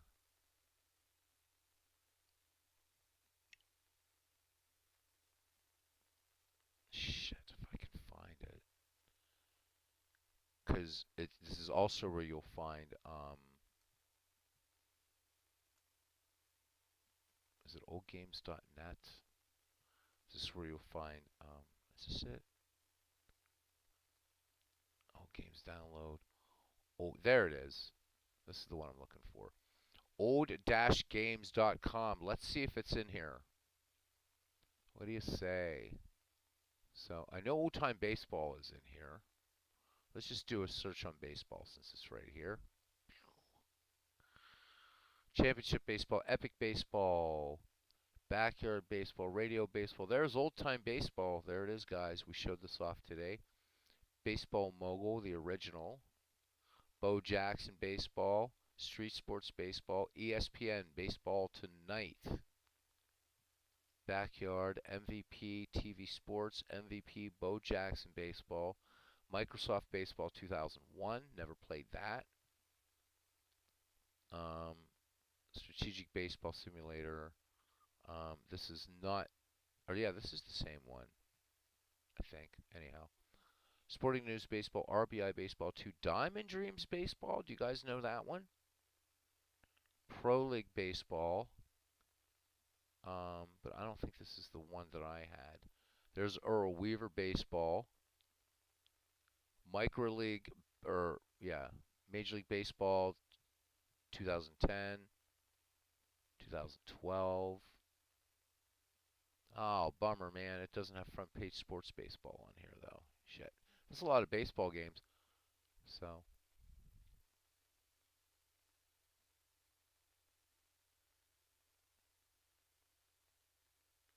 I don't know Diamond Dreams Baseball either. I never heard of it. Let's see what it's about, man.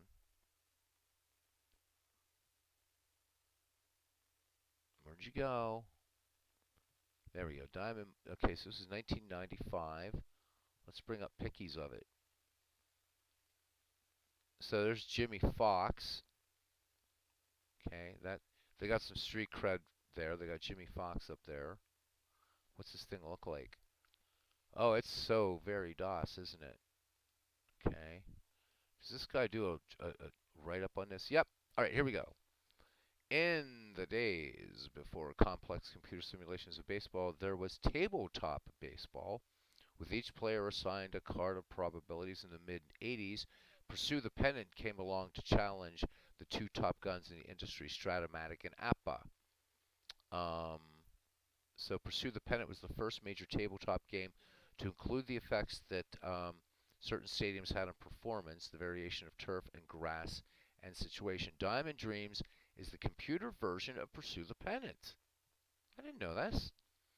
And its tabletop roots are obvious. Instead of generic ratings, players are assigned cards which mimic the original cards. All calculations are done in the open.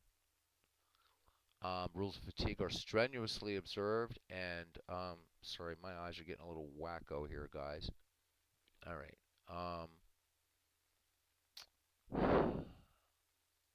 And flexibility is not an option. Like most similar simulations, the game has no graphics beyond the black boxes of outcomes and positions. This is a game for serious baseball fan or analyst. If you're after accurate statistics and performances, this is the type of program you want. This thing's only 1.54 megabytes. Um, Reading the manual in detail is not a choice but a demand. There's clearly a lot going on. If accuracy is your priority, I recommend Diamond Dreams. I never heard of this game. Never heard of it. Let's look at another game screen. Wow, okay. It's interesting. How about that? Oh, so this is Diamond Mine's grandpop, huh? Neat.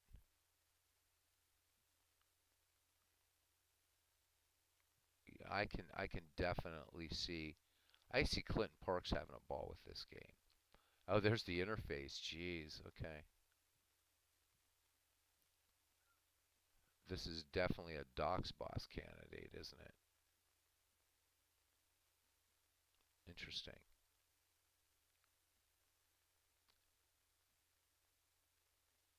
Hmm. Yeah, it really, really does, doesn't it? Yeah, Diamond Mine. I did know that, but I didn't make the connection with Diamond Dreams and Pursue the Pennant.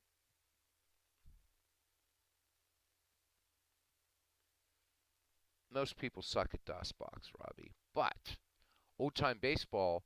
So if you're ever on this site, it's old-games.com. Radio baseball. I've heard of this, never played it. But old time baseball. If you click on one of these, and if you see something here that says download easy setup, the DOSBox is already done for you.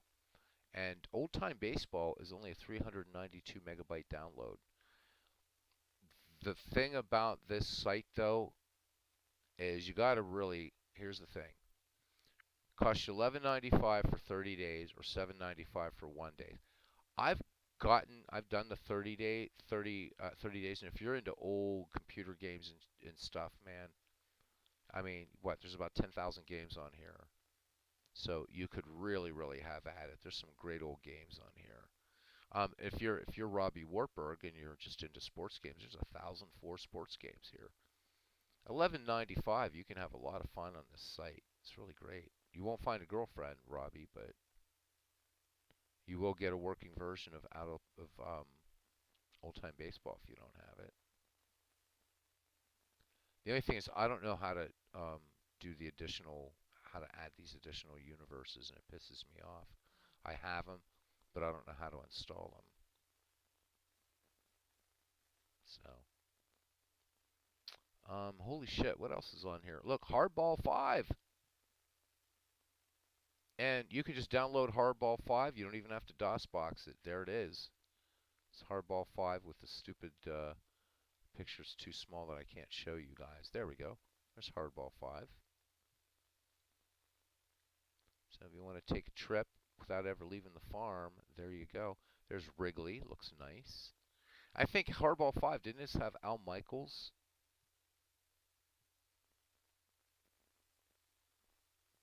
Front page sports where we looked at. There's Hardball 3. High Heat, man. I remember playing High Heat baseball. And that makes it pretty sexy for its day. It's a pretty sexy game. You guys remember it?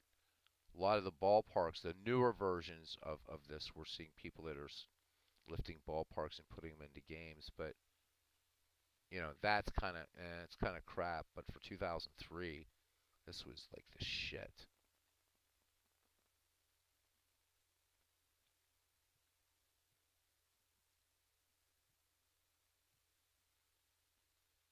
I think this is one of those games you had to use what are those old cards, the Riva TNT cards or something.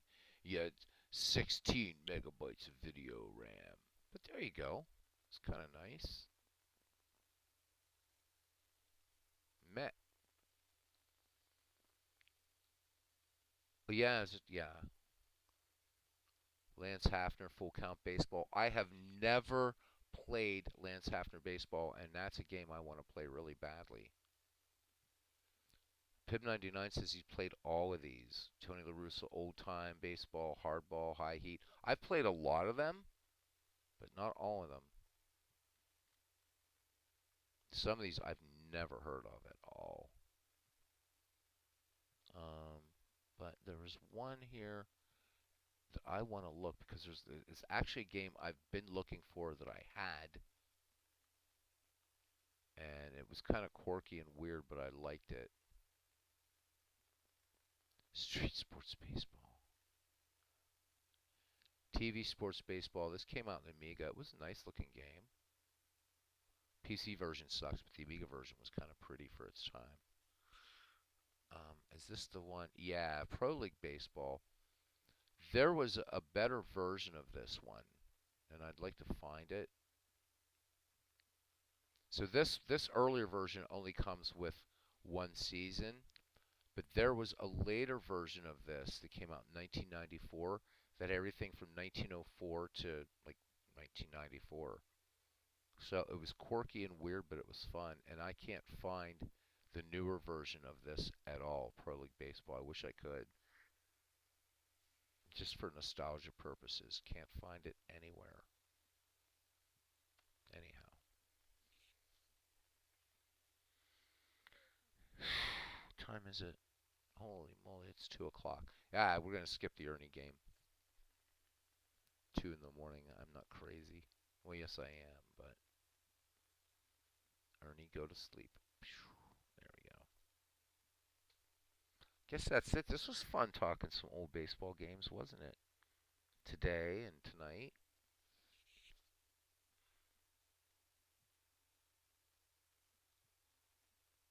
Yeah. So you guys saw that strategic baseball simulator earlier. This is what it originally looked like. This is what it originally looked like. Now you saw it has really nice pictures. I remember playing it when it looked like this, and I played the living crap out of this game. And actually, a lot of it still looks like this too, till you get to the game screen. But there's what the game screen used to look like. So this is an old timer, but it's good. It's good. Uh, dear old friend, there it is, micro league base. Oh my God! So it's one. Should we? You guys want to have some fun? We have an easy setup for micro league baseball, the very first one. I'll be damned. Oh boy, does this bring back memories. This has to be. Oh, this is the DOS version, so it didn't even look as nice. But there's all the teams it came with.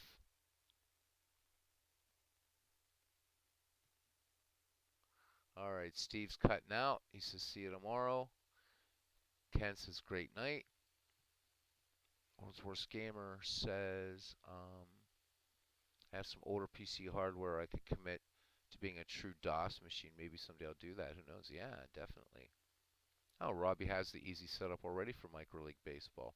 Maybe Robbie will do a Micro League recording some night or whatever.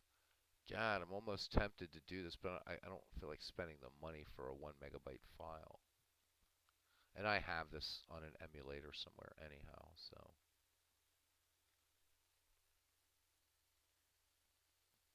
Ken's in for another 15. All right, that's cool. We'll hang out for 15 more minutes. It's time for Stogie, and I'm going to cut out. This was a lot today, man. This is like 8 hours of baseball, so or 8 hours of whatever. Hmm. Well, this will take forever to download it. Maybe I'll download it anyhow. Is it gonna let me do the free download? Come on, let me do the free download. Low download speed. Yeah, which means no download speed, right?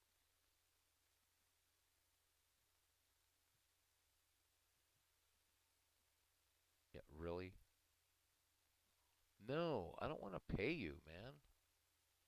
Not for something this small. I really, really don't.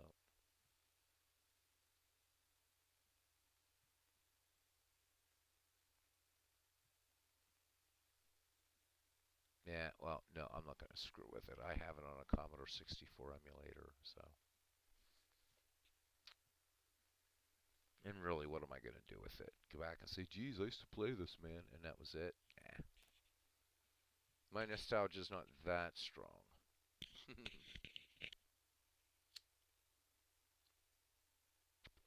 Could probably find it elsewhere, anyhow.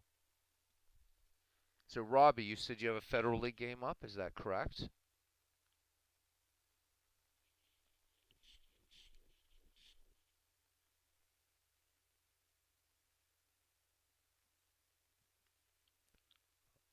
Robbie, why would I want a DOS version of Blood Bowl? Why would I want that? Because I'll show you why. I'll show you why. I'm going to shock you guys some night, and I'm going to do a non-baseball sport on here. But only because it has elves and orcs and vampires. Nah, instead of the DOS version of Blood Bowl, man, get these new ones. Blood Bowl 3, I think, just came out. I don't know if I have it or not. I don't think I do. But they show you something beautiful.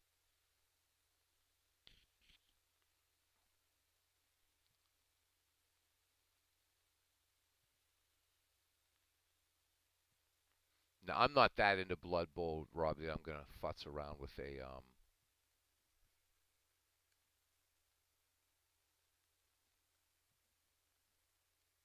old version of it. I do not have Blood Bowl 3, but I have Blood Bowl 2, and I have the Chaos Edition and all this other kinds of stuff. Well, let's look at Blood Bowl 2. So when you got something that looks like this, I'm not gonna mess with a DOS version of it. I mean, come on, this is epic. This is epic. This is the only F-ball ever play is this game right here. This is true epicness. I mean, look at this. This this dwarf's about to put us whomping on what looks like a member of the Empire, I'm guessing. Look at the big beer stein going up on there. How cool is that? Blood Bowl, baby. And you want to talk about narrators. The narrator is hilarious in Blood Bowl. It's like these two. It's funny as hell. And World's Worst Gamer prefers Mutant League Football for Sega. Rob, did you ever play Blood Bowl? Mutant League, Mutant League. I've heard good things about that. World's Worst Gamer. I don't know if you ever played these, Robbie. They're pretty cool.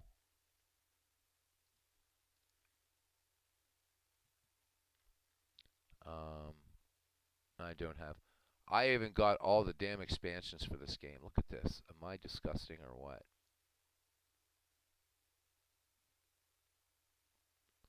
I mean, come on. You gotta love an F-ball game where you can play the undead, Norse, lizardmen, wood elves.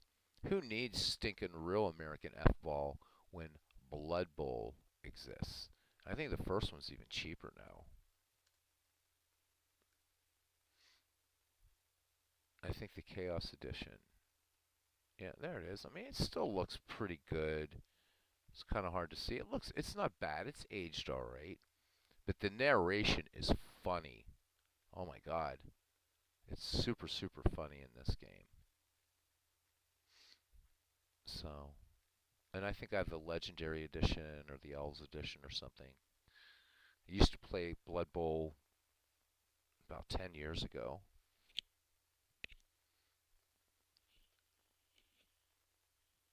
Fun stuff, man. Fun stuff. I wonder if there's a trailer on here we can play. No, there isn't. Ah, you bastards. We'll do one for Blood Bowl too. Just for shits and giggles. Oh, it doesn't even. This doesn't even have a trailer. How can you not have a trailer? How can you not have a trailer? Wow. Because I guess everybody's into Blood Bowl 3 now, which I'm not going to buy. But I'm just curious how much it costs. Because I want to buy Total War Warhammer 3 so that way I can do the Immortal Empires campaign in that game. No, oh, it's not even out yet. Okay.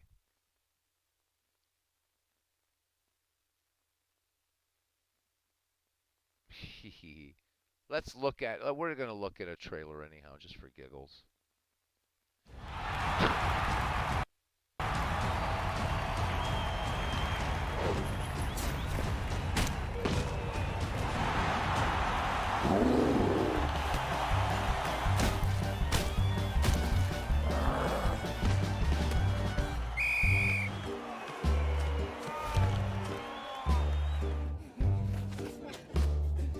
You wretched scum!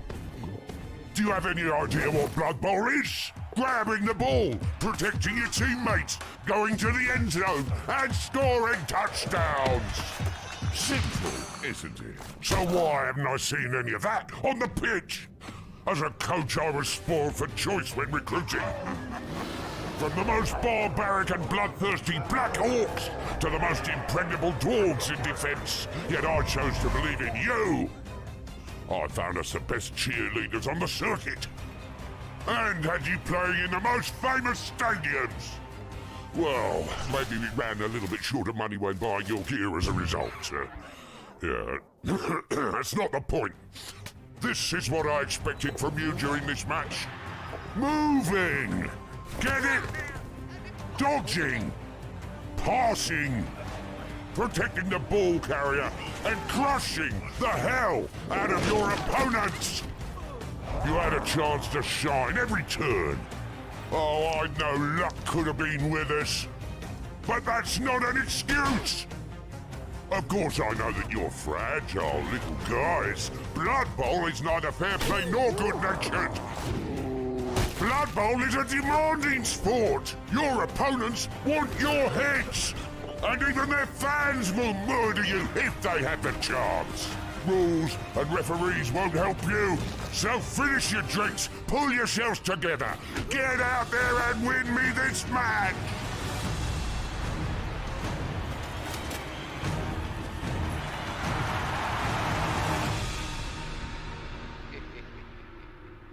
I love it, man. I love it. So it's a turn-based game, but it can play. I know, like with Blood Bowl 2 and Blood Bowl 1, you can also play it like in real time. But it's really kind of an intricate game. It's pretty cool stuff. So yeah, nice. Anyhow, enough of this stuff.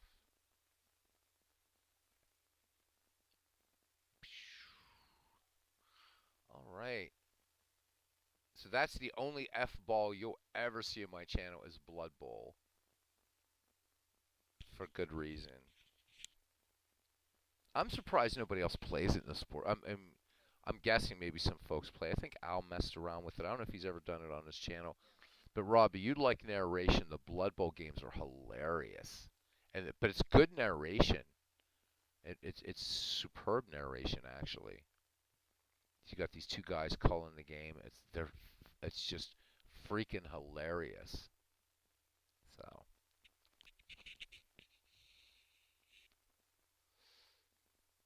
Games Workshop, gotta love them. All right, well, chat looks like it has slowed to nothing, so we're gonna go ahead and call it a night here at 2:17 in the morning on a Saturday. Thank you to World's Worst Gamer. As always, I'm glad you were enjoying.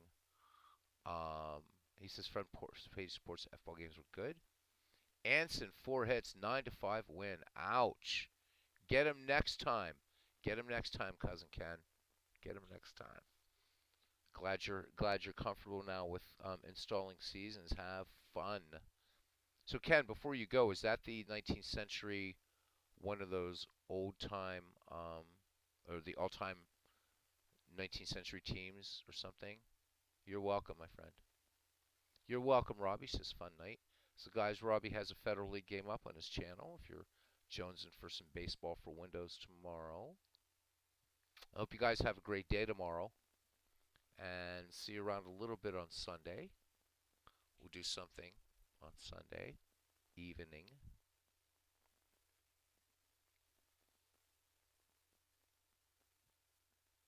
And Robbie says a Federal League doubleheader tomorrow too, so Robbie's going to jump in there. Thanks, guys. To Robbie Wartburg, World's Worst Gamers, Ken Castro, World's Worst Gamers singular, I should say, Steve Tate, Pib99, who the 1903 Bucks swept the World Series. That's nice. That makes me so happy. Forever Remain 90. Thank you very much. So very much. Smelly Wrestling Geek. Thanks for coming around. As always. I know Midlife Crisis was in here, so I have to say thank you to him twice. Todd B.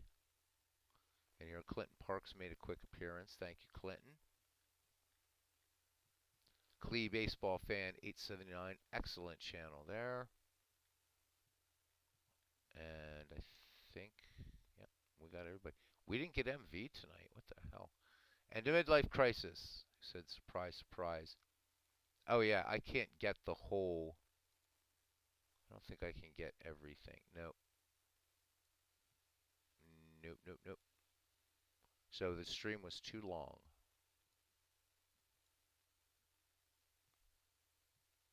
All right, guys. Be good. Okay, so that's 19th century all-time great teams part 1. Thank you, Ken. All right, guys. Again, you mean everything. Coming in. Appreciate it. Appreciate y'all. See you around the batting cage. Good night or good morning.